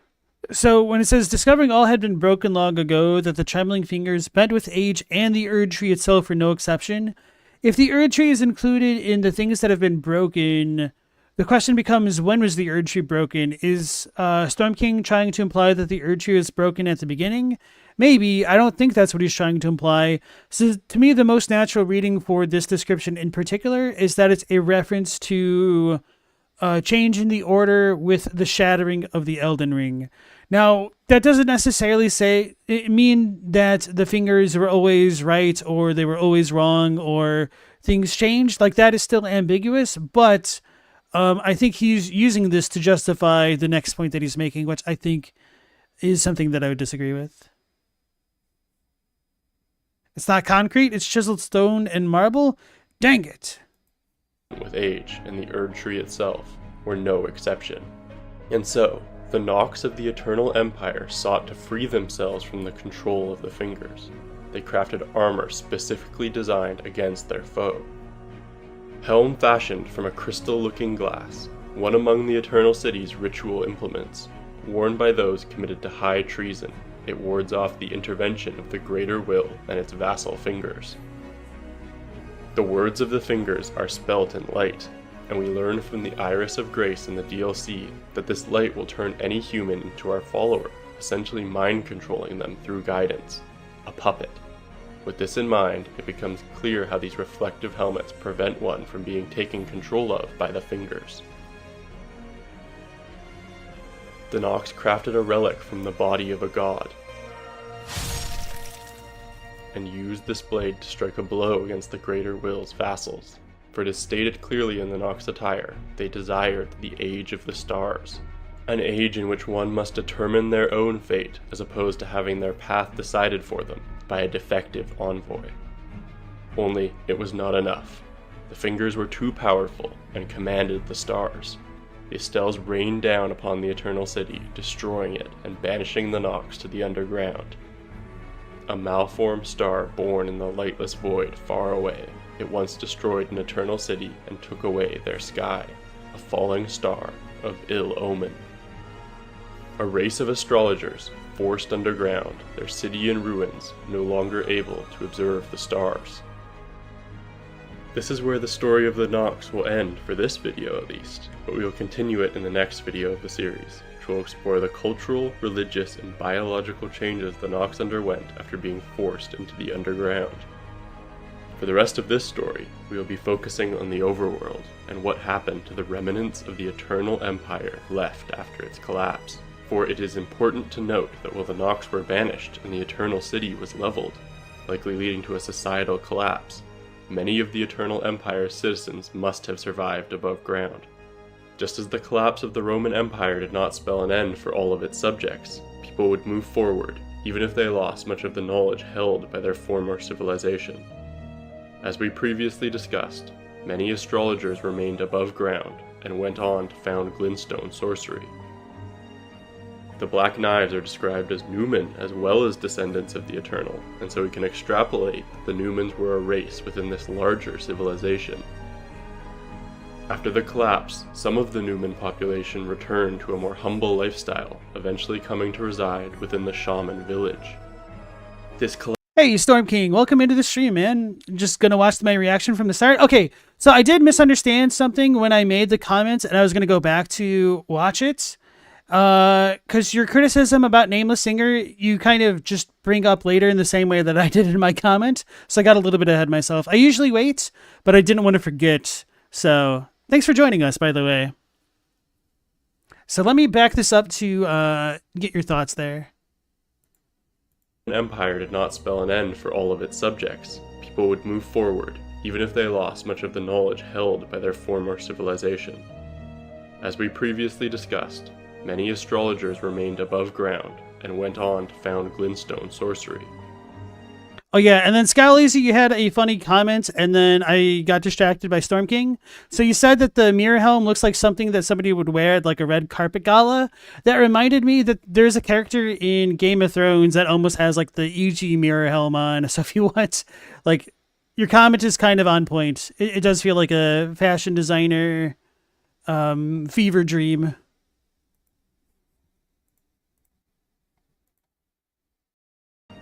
The Black Knives are described as Numen as well as descendants of the Eternal, and so we can extrapolate that the Numens were a race within this larger civilization.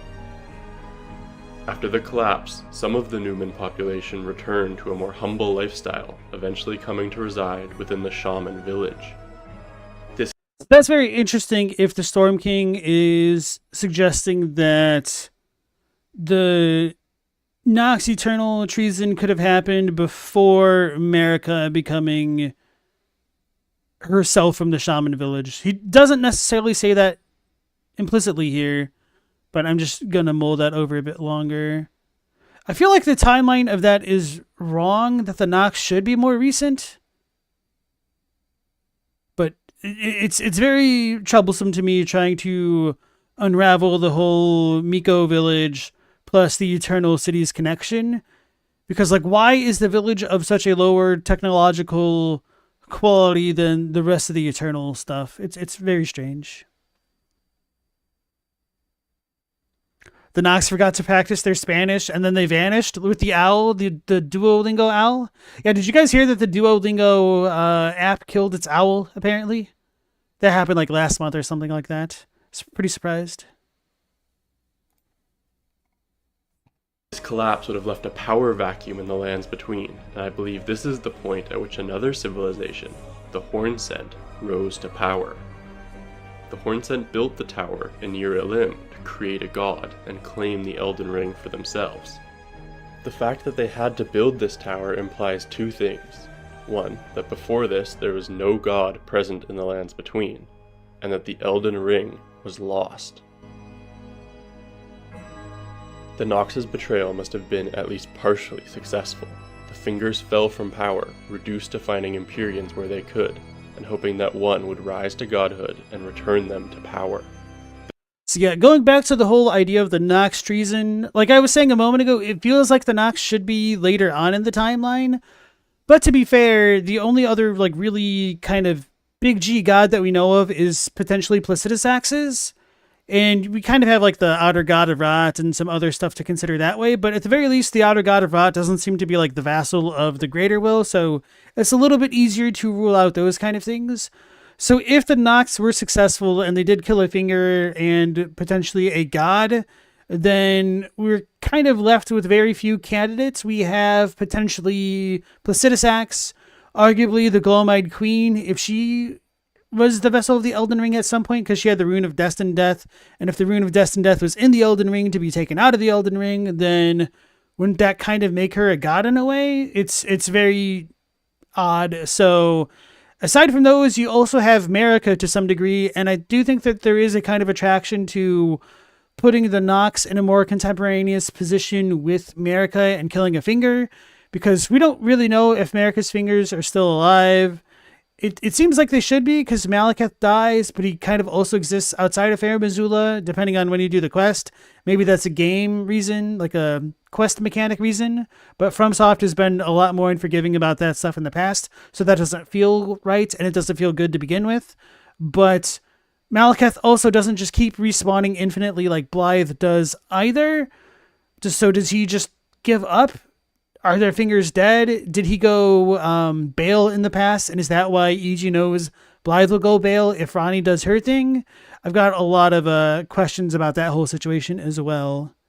And of course, like, because Malekith himself has some connections to Fair Missoula, that makes me wonder how Marika has connections to Fair Missoula. And the whole Newman, Nox, and Shaman connection to Fair Missoula and the Hornsent just doesn't fit together nearly as well as I'd like. We used to be a society. Pigsy, you think Nox attacked Metter with the Fingerslayer blade? That's what many people think as well, because Metter does kind of have a little bit of a wound on herself. And then, like I said in my Glowmide Queen video, I do think it is an unironic possibility that the Glowmide Queen could have gone on to become the Fingerslayer blade. But the Godslayer Greatsword also kind of looks reminiscent of like the Sacred Relic blade as well. So it's kind of hard to fit all of that in. But of course, the Glowmide Queen could have been turned into a sword and already had a sword. Maybe a sword from another god in the previous age. I don't know. But anyway, Mildly, welcome back into the stream. It's been a minute. You hope all is well? You've been pretty busy skating, churching, teaching, gaming, editing, etc. Just stopping in to give some love and support to the channel? Hey, I appreciate that. And you said hi peeps in chat. Oh, and you played and beat Mortal Shell. Very short but great. That's cool. Hey, Mildly, if you like Mortal Shell and Souls-likes, you should check out the first Berserker Kazan. It's kind of like Sekiro and Dark Souls 3 put together, so it's kind of like Nioh 2. I only played a little bit of Nioh, but not Nioh 2, so I can't really comment on it, but it's a very well put together game if you're looking for something else to do. And also, thank you so much for the 20. I appreciate that very much. Pegsy, you've had all these thoughts a lot. Get out of your head, or maybe you got into mine on Discord. I'm sure we've all, addressed our grievances at some point on the Discord. So yeah, if you guys are not members of the Discord, we do pop off from time to time. It's a pretty active community. If you guys want to join and talk more lore or, random gaming stuff. And Wishbone, because that got brought up, and Dragon Tales. Oh yeah, another Crab's Treasure. That is also on my list of games to potentially play sometime global. Blood Ring's headcanon timeline is the Crucible era with the Gek and Placidusax. Then Marika is born and betrays the Hornsent. Marika kills the Gek, and the Nox form from the migrated shaman. Then Nox are banished underground. I guess it depends on what you mean by the betrayal of the Hornsent. That's always one of the bigger things to consider. And I think killing the Glowmite Queen would potentially coincide with the removal of destined death. And then the question becomes, why would the Nox be punished seemingly later? That might not be later in your head there, though.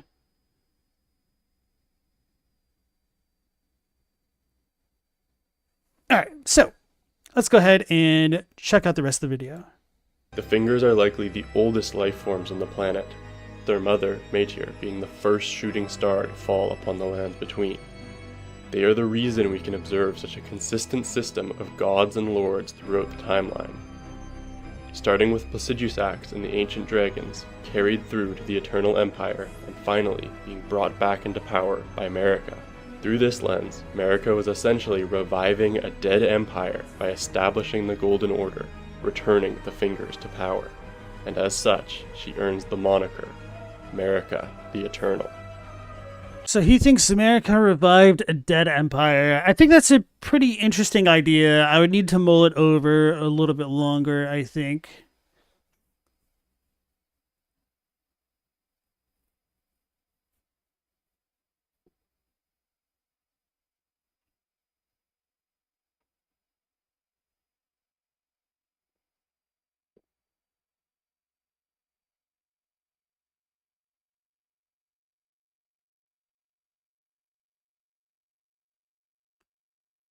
Yeah, some of this just ties into like the oddities of Leyndell. I do think that Marika and Godfrey conquered Leyndell in a way, or they assimilated it in some form from like Sarash, because there's so much of the lands between that seems affiliated with Sarash and the Banished Knights that would seem to be at odds with the Nox, that it's very frustrating trying to reconcile all of this. And like, I haven't brought this up to stream, but I did think about it earlier when we had the Divine Tower elevator, because we had the Banished Knight banner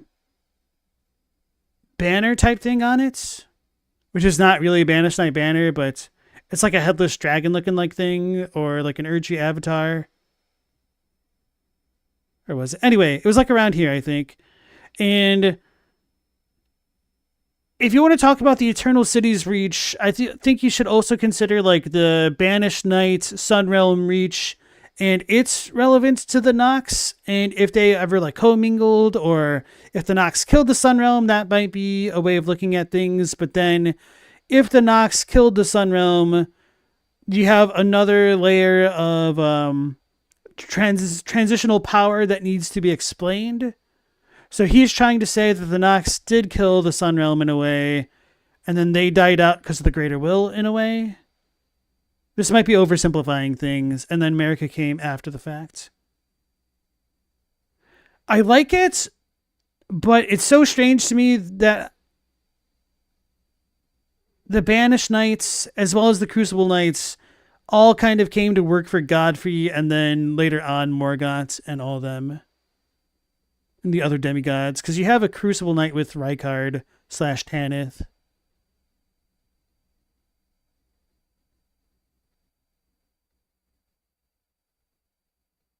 And then, of course, you don't have to believe that the Sunrealm was directly related to the Banished Knights or even Fair Missoula, but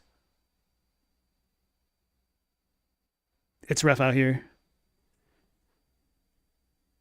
Hey, True Connoisseur, welcome back in. You're in a version of that Dead Empire camp for what it's worth? I'll need to think about it a bit more. Like, I like it on the surface. It's just always trying to tie up those loose ends, which gets me tied into knots here. Tied into knocks here. You can hate me for that one. So, Philanthropist, bro, you swear that statue with the 3 wolves and the girl still keeps you up at night? Like, what the hell does it mean? Obviously, that's Marika and Melina as Marika, because she gives us the 3 wolf statue, or 3 wolf spirit ash with Ranni as Torrent's former master. And then Torrent is a horn scent, so that ties it all together. I'm being very facetious here, but also not. It sucks. It's Schrodinger's satire, essentially. I'm being satirical if I'm wrong. Or no, I'm being satirical if... Wait, no. I'm being satirical if I'm wrong, and being straight if I'm right. 3 wolves, lone wolf, thanks Mia.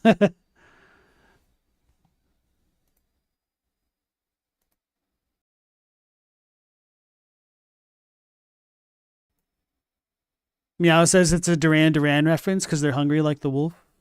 They're not eating. Bro, come on, YouTubes. Just as the fingers force history to repeat itself, the Nox's legacy would be carried on by another descendant of the Eternal Empire, a Carian princess, heir to the astrologers.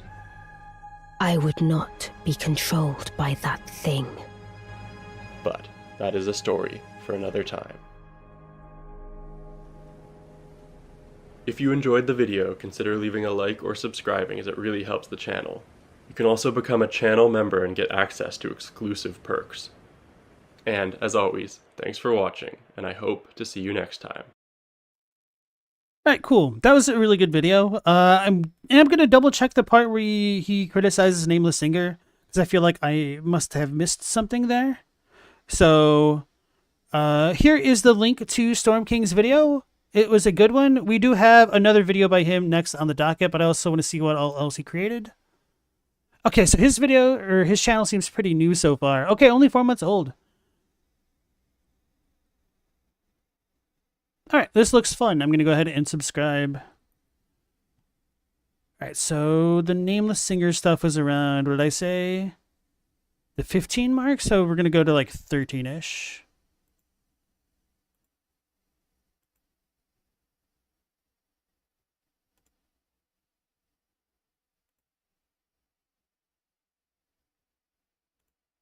Think it should be around here.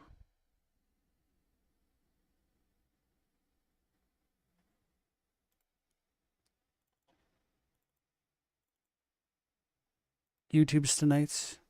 It's so annoying how it always goes to auto, because I think that it just tries to switch quality too much and then it gets stuck.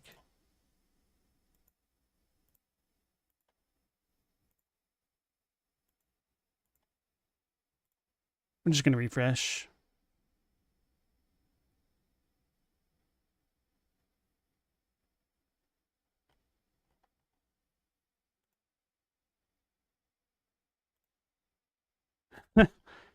Why? Contain this statue within. Oh, I totally forgot that was a thing that I had to do sometimes. Scroll down on the page. Bro, I was like, why do I have to know so many stupid tricks to make YouTube work properly? Hey, if you pause the video, you have to go back to not full screen mode. Then you can play it again. Hey, sometimes if it gets stuck for no reason, you have to scroll down, then back up for no reason. Returning to the Divine Bridges specifically, it is also relevant that the largest of these bridges is the only connection to the mountaintops of the Giants, and to the consecrated snowfield, both of which are deeply connected to the story of the astrologers and the Nox. While all of the Divine Bridges are impressive, this one really cements how powerful this empire must have been. This central lift building alone is larger than some villages. Just to really cement this connection between the Divine Bridges and the Carians, in addition to Elden Charlie, some of these bridges also contain this statue, which holds an open book. This statue also adorns the Carian study hall, which itself is the only connection to the Divine Bridge of Liurnia. The way these cultures overlap with such consistency makes it clear this connection is intentional. These statues are one of our best indicators for where the boundaries of this empire reach to. For where Leyndell stands today, the Eternal City once existed in its place.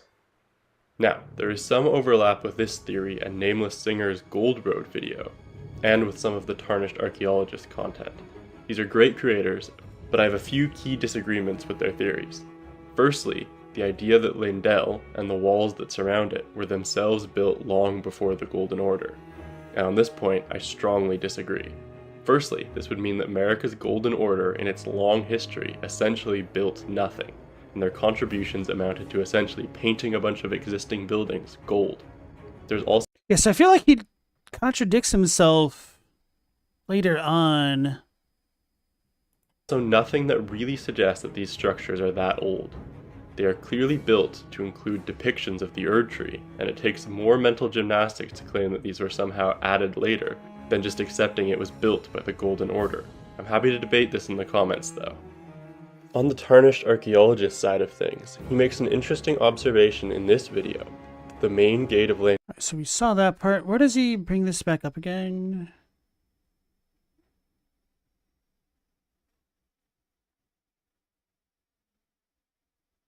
I feel like this is way too late.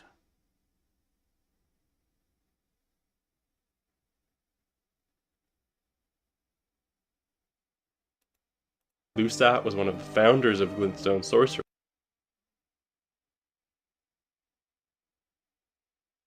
So it's like around here. Okay. Knives, See? which are Scroll described down as and it scions, or descendants of the Eternal, the same way the Sellians are. As it stands, these two towns have clear textual and environmental evidence relating them to the Nox. The one other example of this architectural style is found within the lowest section of Leyndell, and this and only this portion of the city is probably what was left of the collapsed Eternal City below ground. Leyndell was built around what was left of the previous empire. One Yeah, so this is kind of like a direct contradiction. only needs to look at the bridge to Leyndell, which is one... Okay. So that's fine. Just wanted to make sure I wasn't taking crazy pills. All right. Anyway, I did enjoy that video. I've already shared it in the chat if you guys want to give Storm King some support. So next, I don't think we're going to end up getting to the Nyx's video again tonight. I feel bad for pinging them twice and not getting to it. So we'll be checking that one out tomorrow for sure. So next we have the biology of Elden Ring. Wait, no, this is not what I had queued up. Where's my playlist? I'm not in my playlist. What the heck? The limits of knowledge. Oh, I must have skipped. How did that happen? Okay, so I accidentally skipped The Knight of Black Knives was a double betrayal. Okay, so instead we'll watch that one tomorrow with the Storm King, and then we'll keep the Nox stuff rolling with The Forbidden Science of Elden Ring and Bloodborne by Nyx Tales. So yeah, tomorrow I think these two should be good enough. Okay.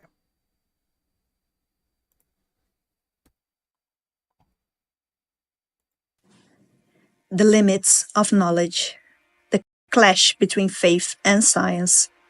Elden Ring managed to present these two themes in a truly provoking way through the Nox and the sorcerers of Sellia and Raya Lucaria. In today's video, I'm going to dive deeper into... Alright, hold on. I gotta fix the YouTube again. This sucks. I'm like a connoisseur of trying to fix these issues now.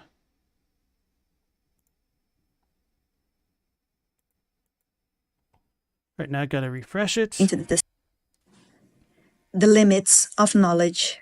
The clash between faith and science. Elden Ring managed to present these two themes in a truly provoking way through the Nox and the sorcerers of Sellia and Raya Lucaria. In today's video, I'm going to dive deeper into the discussion of how Elden Ring portrays the dangers of limitless science that defies faith, and how this theme was already explored in another From Software game, Bloodborne. This is also a way to celebrate the 10-year anniversary of one of my favorite games. Additionally, I will show how these games reflect human history and literature that likely influenced their design. So, let's begin a journey into madness.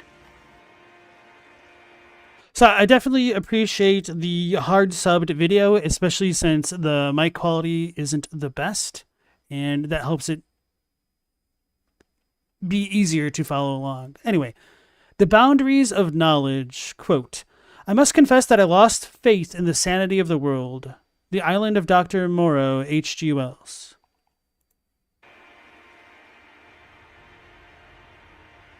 The Nox are an ancient race devoted to the worship of the moon, as we learn from the Moon of Noxtella talisman. Once a powerful force in the lands between, traces of their Gothic and unique architecture can still be seen in many surface ruins, such as Urdina Liturgical Town and the Church of Vows. They are also the founders of the Eternal Cities, and possibly of the town of Celia. I wonder if they are Brazilian, because that's kind of what my ears are picking up right now. Moth, if you check the subtitles, it'll be clear. It's not the goal of this video to focus on the Nox or their possible connection to the Numens. That's been explored plenty already. What matters here is what they did and how their actions serve as a warning about scientific study without ethics. A civilization powerful enough to create city as beautiful as Noxtella and Nocro were also the ones who dared to challenge the divine, creating life through forbidden means, or rather, as described in the Silver Tear Husk item, creatures that makes mockery of life itself. Walking through the depths of the Ansel River, we reach an area with a giant figure, possibly representing a Nox, a statue from the golden age of that civilization. Oh yeah, and then that's the other thing, like, why is there a random gigantic Nox giant if the Nox are related to the Newman, but we don't really have giants with the Shaman village? They were retconned, guys. We are suddenly attacked by a creature resembling a dragon. Yet, it appears deformed, strange to the eye, and unable to fly. It is not majestic like the dragons we fought, no. These are the Dragon King soldiers, born in the Eternal Cities, pitiful abominations, mere emulations of the true lords of Farum Azula. In fact, finding one... So somebody had mentioned earlier, but it wasn't entirely relevant to the chain of comments, so I kind of glossed over it and didn't read it out loud. But Pixie was saying that you think the Dragonkin were to copy the ancient dragons, and that means the Eternal Cities were already underground while the dragons were still a major power. I don't know how fair that is, because it's not as though the ancient dragons were completely destroyed, because we still have Senesax. No, we have Landsax flying around. We had Godwyn befriend Fortisax, so it could have happened as far as up to the war against the ancient dragons, or even after, because we still do have them. And some of my thoughts are that the Nox took Gravelstone scales and imbued them into silver tiers, potentially creating the Dragonkin soldiers, based on how we have like a troll get created from a silver tier as well. So the thing that annoys me the most about the Dragonkin soldiers are the spiritual ones that we see in the damn the snowfields of the mountaintops, because that implies a Nox connection to the mountaintops as well, if they were all born underground. But who wants consistent lore anyway? One Dragon King lost in the Lake of Rot is a sign that these failed experiments were abandoned by the Nox, left there to perish alone. Alas, the Dragonkin soldiers never attain immortality, and perish as decrepit, pale imitations of the Skyborn kin. The Nox civilization didn't stop there.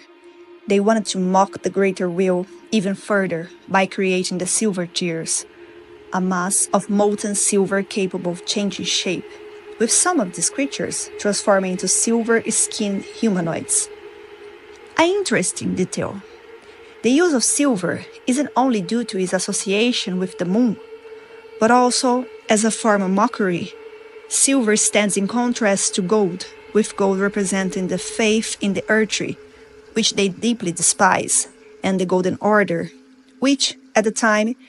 Yeah, so one of the thoughts that I've had is whether or not silver is supposed to be the counterpart to gold in a lot of ways, because we're told that silver fireflies are created from never coming into contact with sunlight, and so therefore there's something that has to be done that can transform what would become a silver firefly into a golden one. So do all fireflies start out as silver and then they get imbued with sunlight to become like radiant? Are they kind of like the sanctuary stones of Fair Missoula that capture and refract light into gold or something like that? Or is there something else here? And there is like a third element to the glintstone fireflies, which also interests me greatly. And it sucks that the English is a little bit different than the Japanese, because the English implies that because they've mated, they've become glintstone, which I really, really like, and I kind of prefer the localization for that reason. But what troubles me the most is trying to figure out whether or not a glintstone firefly comes from a silver firefly that's mated or a gold firefly that's mated, or is that what you get when you have a golden firefly lose its gold? Does it become a glintstone firefly is another interesting thought. TLB means the lands between.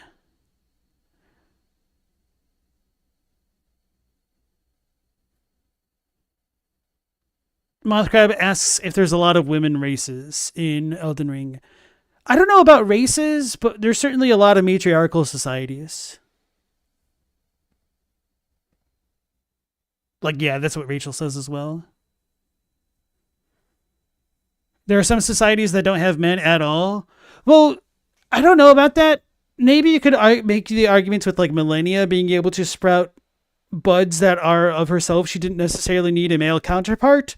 And so this is one of those tricky situations with trying to determine whether or not men didn't exist or if they didn't intermingle with women in some societies, because at least in real life, in order to get more women, you have to have men to help make them. That's right. Women are golems. No, I'm kidding. Hadn't yet reached the peak of power it would achieve after the fall of the Nox. Of course, creating something that mimics the human form is just... Oh yeah, I didn't finish my thought about silver and gold here. So, if gold represents life, could silver have represented death? Were the Nox trying to rid themselves of gold in an attempt to gain immortality? Is that supposed to be what like the Lord of Night is? I think that could be a possibility, because if you can imbue life into something that doesn't have the life aspect affiliated with it, then you'd kind of become immortal itself. And I've wondered whether or not the Nox experiments with silver tears was an effort to create Albinaurics as a way to circumvent needing like primeval glintstones to do a bunch of body transfers, and whether or not the Albinaurics are essentially former silver tears that are meant to house the souls of the Nox as a form of immortality, or at least the very workaround to natural death, essentially, because there's a lot of overlaps thematically between the Carians and Raya Lucaria and the Nox and the Eternal Cities and puppets and glintstone and all that. But of course, that is very heavy speculation. And if you want more of that, I would recommend checking out my video on gold and silver. Disturbing, and already crosses a line. But then, the Nox did something even more cunning and profane. They created the Mimic Tears, beings capable of completely copying their opponents. These were attempts by the Nox to forge a lord. But who would that lord be? A substitute for the Greater Will? A version freed from the constraints of the Golden Order? Or a new god under the name Lord of the Night? Although a mimic, it cannot possess the same will as a true human. In other words, the attempt also failed, nothing more than a shell without a spirit. We encounter only two of these mimic tears, perfect copies of a human, one in Nokron, deep within the Eternal City, and one in the hidden path to the Halic Tree, What was it doing there, so far from the underground? I like to think that this mimic tear escaped its prison in Nocro or Noxtella and, like the Albinarix and the Misbegotten, was seeking a paradise for the outcasts. Finally, the Nox carry out their ultimate act of defiance against faith. The hidden treasure of the eternal city of Nocron, the Fingerslayer blade, able to harm the Greater Will and its vassals. The game describes this weapon as a blood-drenched fetish. The word fetish can also mean an inanimate object worshipped for its supposed magical powers or because it is believed to be inhabited by a spirit. Why did they create this weapon? We can only guess, but if it is called such fear in the Greater Will, which represents a divine entity in the lands between, then this weapon was capable of changing the course of an entire era. Through this blade, the Nox could have set their plan in motion to bring forth their lord, known as the Lord of the Night, and the coming of an age of stars, defying and overcoming the very religion they hated. A weapon so powerful that it finally triggered a reaction from the faith of the Erdtree, and that reaction was devastating. The Nox were banished deep underground so that no one else would know of that marvelous and dangerous civilization.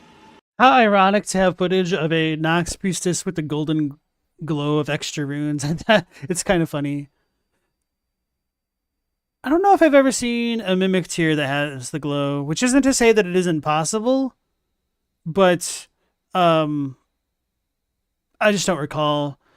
Which isn't a big deal, because I've definitely seen the Miranda flowers have golden eyes, which is really funny, as well as like land octopi. But anyway. Banished and forgotten, the Nox have not given up of hope of destroying everything the Greater Will represents. Oh yeah, the reason why I was initially stopping it and then forgot was... So she's of the opinion that the Nox were against the Fingers in Marika's reign, it seems, which is fine. Just trying to pick up what people's beliefs are as we go on, so I don't misrepresent them later. Hidden in the depths, they wait the merge of their promise. Bro, why does this almost look like it has horns sticking out of it? I know it's like the lighting and the angle, but it's just really cool. Sovereign, the Lord of Night. Indeed, the Nox represent that relentless pursuit of knowledge, a bold defiance of faith and moral boundaries, all to reach forbidden knowledge. But they weren't the only ones to perform such profane deeds. The sorcerers of Celia and some factions of Raya Lucaria also studied dangerous knowledge that challenged the religion of the Erdtree. In Celia, town of sorcery, we encounter the sorceress and Nox monk, which suggests that at some point these groups share knowledge.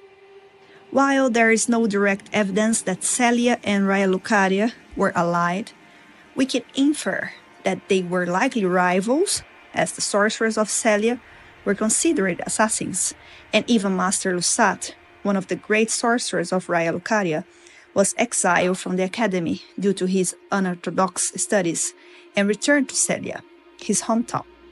In other words, he returned to... And I'm still curious why the Primeval Current was banished, especially when, as soon as you meet Renala in her second phase, she unleashes that crap to Comet Azure the hell out of the Tarnished, if they don't strafe left or right, obviously.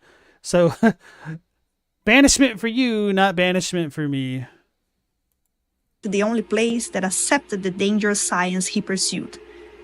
Celia is also located above Nocron, and Gary states in before actually she's doing the Sword of Night and Flame spell, which is not common as a word, but it totally is. That the Celians were descendants of the Eternal.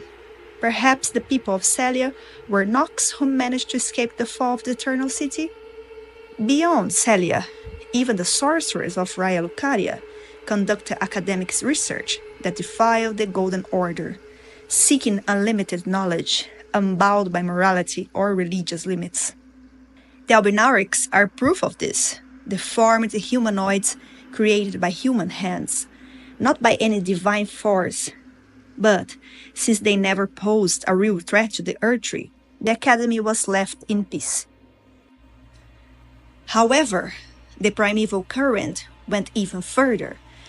It is also very interesting to me that the second generation Albinaurics are kind of losing their form, but despite seemingly losing parts of their forms, they're more mobile than the first generation Albinaurics, which seem to lose their feet or the functions thereof.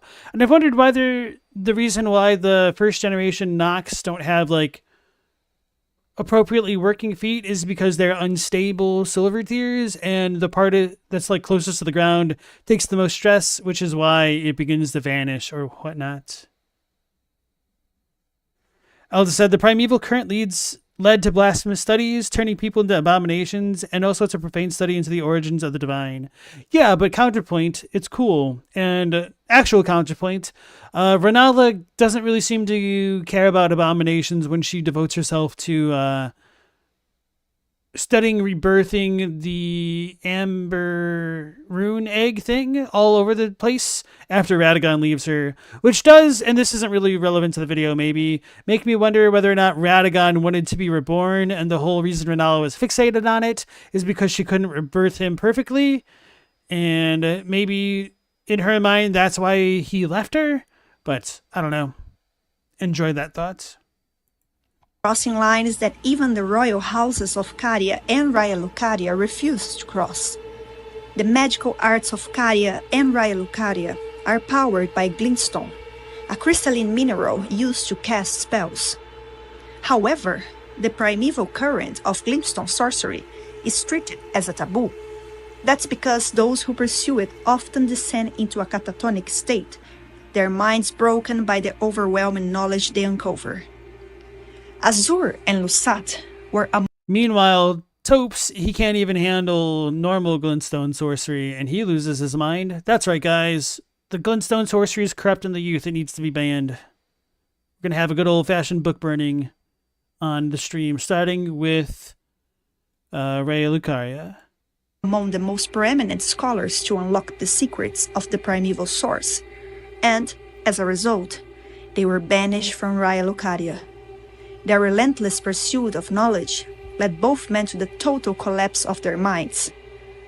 As stated in the description of the Stars of Ruin sorcery, when Lusat glimpsed into the primeval current, he beheld the final moments of a great star cluster, and upon seeing it, he too was broken. And the description of Comet Azur states, when Azur glimpsed into the primeval current, he saw darkness. He was left both bewitched and fearful of the abyss. And of course, with the addition of, I almost called it Scholar of the Erd Tree, with the addition of Shadow of the Erd Tree, that does make me wonder whether or not the primeval current is synonymous with the Greater Will, and whether Lusat and Azur were glimpsing the abyss that is in the midst of the Greater Will, as revealed by Microcosm and Ymir's head covering thingy. Selen, the sorceress devoted to revive Azur and Lusat's work, defends the primeval current without hesitation. She says, I want glintstone sorceries. Oh yeah, and part of the reason that could make more sense in a grander scheme of things is that if the Greater Will is for all intents and purposes kind of dead, that might explain why the fingers are failing to get reception to them and whatnot. But then the question becomes, well, when did the Greater Will become dead, and then who killed them other than us and Nietzsche? That open our minds, unbound by terrestrial taboos, no matter what we give in return. But we see firsthand what this unrestrained thirst for knowledge does to those who chase it. In the end, Selen transforms into a grotesque, floating sphere full of faces, the school of raven mages. If this was the fate of nearly... Oh, that was a typo. That should have been Graven mages instead of Raven. I'm like, Ravens? What? Okay. Every scholar who dared to explore the primeval current, then it's no wonder the Academy treated it as a forbidden. A talisman depicting a school of raven mages, the nightmare of the Academy. The primeval current is a forbidden tradition of glintstone sorcery. To those who cleave to its teachings, the act of collecting sorcerers to fashion them into the seeds of stars is but another path of scientific inquiry. The desire to become a god. Quote, "Here we stand, feet planted in the earth, but might the cosmos be very near us, only just above our heads?" Cosmic Eye Watcher badge. Bloodborne. Elden Ring constantly provokes the player by showing the effects of unrestrained scientific study. Everyone who pursued knowledge obsessively, or who attempted to take the role of a god by creating new beings, met a tragic end. But this wasn't the first time From Software explored this theme, which has deep roots in literature. In Bloodborne, I gotta admit that I respect just the absolute devotion to not give a damn about the Scarlet Rot and go ham against the Scarlet Rot, the Lake of Rot Dragonkin soldier. Which is the Japanese use for grave, and it's katamari, which, like, in Katamari Damacy, just means like a rolled clump, like a ball, essentially like a mass is probably the better word for it. the player gradually uncovers that the downfall of Yharnam was the result of an obsessive pursuit of knowledge, embodied by Byrgenwerth and its scholars. Just like in the Eternal Cities, the consequences were catastrophic, and the people suffer greatly. Bloodborne masterfully builds the idea that excessive progress leads to dangerous paths, that humans who attempt to transcend their limits and become gods eventually lose themselves in the process. Yeah, my favorite way of always encapsulating like one of the greater themes of Bloodborne is, if in order to transcend humanity, it means leaving your humanity behind, would you do it? And in the case of Mikolash and the School of Mensis and the Healing Church in general, their answer is yes. And I really like the idea of transcending humanity, meaning leaving one's humanity behind, because to the perspective of those left behind, aka the humans, those that transcend would end up looking monstrous, which I think is a wonderful depiction or description of the great ones of Bloodborne as well. So enjoy that. And just to wax some more poetic about Bloodborne, I absolutely love the Cosmic Eye Watcher badge description. The whole thing about the feet planted firmly in the earth and having the cosmos be just right above our heads is just chef's kiss. I love the world building and the lore of Bloodborne, which might come as a surprise to some of you in the chat, I know. In Bloodborne, the scholars at Byrgenwerth pursue forbidden cosmic knowledge by experimenting with eldritch entities, the Great Ones, and the substance known as Old Blood. These experiments had no boundaries, no ethical lines. The scholars begin to seek both physical and spiritual ascension through communion with the Great Ones. Their goal was clear: to evolve beyond the human condition by reaching into the cosmos. This directly echoes the Promethean myth, stealing divine knowledge and suffering the consequences. They aspire to become gods, and their punishment, transformation, collapse, madness. The more insight they gain, the more unstable their minds become. A concept borrowed from Lovecraftian horror. One item description from Bloodborne, the phrase at Cold Blood, offers a glimpse into their mindset. The manifestation of madness comes from a mind teetering on the very brink. But has a sane mind ever produced anything of true significance? Oh man, I just love these quotes in Bloodborne.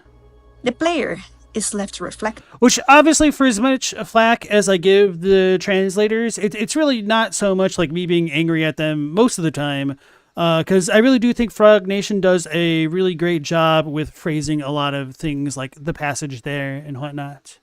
Which I should probably appreciate what they do a bit more like publicly, but as one of the most popular sayings in Japanese goes, the nail that sticks out gets hammered down. So obviously me nitpicking on the things that have some significant differences comes across as being a little bit more negative than I really am about a lot of things. Science without limits is profane, and both Bloodborne and Elden Ring show us that pursuing advanced isn't evil, but doing so without reflection or empathy is dangerous, and sometimes irreversible. History and literature influences in Bloodborne and Elden Ring. Quote, "The world was to me a secret which I wished, or that I desired to design." Damn it. Quote, "The world was to me a secret which I desired to divine." Frankenstein by Mary Shelley. I really like the novel of Frankenstein. Really philosophical.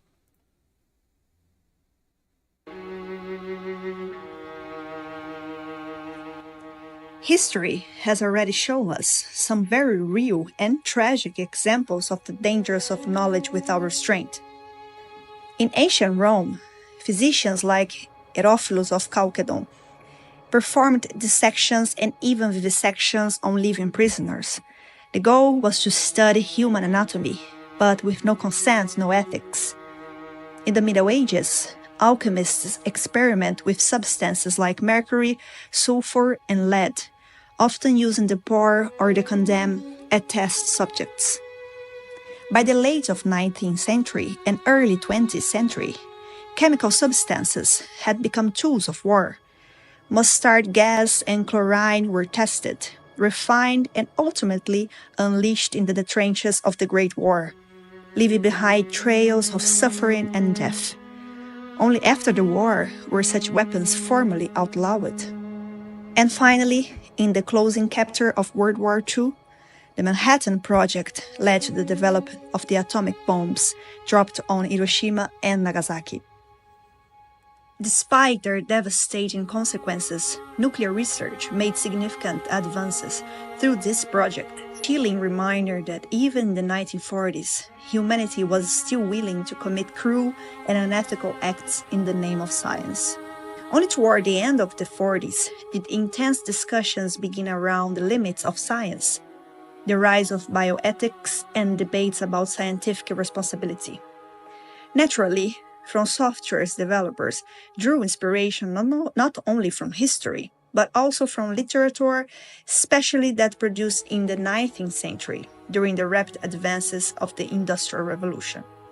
Yeah, I've always said that Bloodborne was kind of like an homage to romantic literature. Now, romantic literature doesn't necessarily mean romance, and romantic is meant in the sense that it's supposed to be evocative of a certain kind of feeling. And to me, I always likened a lot of what was in Bloodborne to, unironically, Frankenstein, which is why I was a little bit chuffed why that was brought up in the quote from earlier, as well as Dracula, obviously. So, yeah. And as to the whole thing about, I'm going to leave the whole Oppenheimer stuff alone. Among the many works of that era, 3 in particular stand out as likely influences on Bloodborne and Elden Ring. Faust by Johann Wolfgang von Goethe. It's good. The first part published in Germany, 1808, based on the German legend of a scholar so consumed by his will to test the limits of human knowledge. Faust tells the tale of a man so consumed by his thirst for knowledge that he strikes a deal with the demon Mephistopheles, setting off a spiral of immoral acts. And of course, we do have the named character of Mephistopheles appearing in Demon Souls. No relation, Uncle Ruckus. The story cemented the archetype of the intellectual who sacrificed moral boundaries in pursuit of power and knowledge. Frankenstein, or The Modern Prometheus, by Mary Shelley, published in England, 1818. Often considered the first science fiction novel, this Gothic tale follows Victor Frankenstein, a scientist who decides to play God by artificially creating life. Much like Albinaurics or Mimicteers in Elden Ring. Driven by ambition and pride, Victor assembles a humanoid from corpse and brings it to life, only to abandon it in horror. The tragic result is a creature tormented and rejected, who ultimately turns against its creator. Frankenstein is a powerful allegory of scientific advancement without ethical responsibility. and Victor remains the definitive archetype of the mad scientist. Finally, The Island of Dr. Moreau by H.G. Wells, published in England 1896. This novel explores the ethical dilemmas of unrestrained scientific ambition. After shipwreck, Edward Pendrick finds himself on a remote island where the exiled Dr. Moreau is performing horrifying experiments, using surgery and biological manipulation to turn animals into human-like hybrids. Damn, rest in peace, Val Kilmer. Moreau is obsessed with controlling nature and shows no concern for the suffering he caused. Once again, we are confronted with the horrors of a scientific arrogance and the consequences of playing God. It's clear how deeply this archetype of the amoral scientist was embedded in 19th century literature, a reflection of the anxiety stirred by the sweeping changes of the Industrial Revolution. Epilogue, quote, "Two great rivers flow beneath the lands between, the Schiefer and the Ansel. This vast region is said to be the grave of civilizations that flourished before the Erdtree."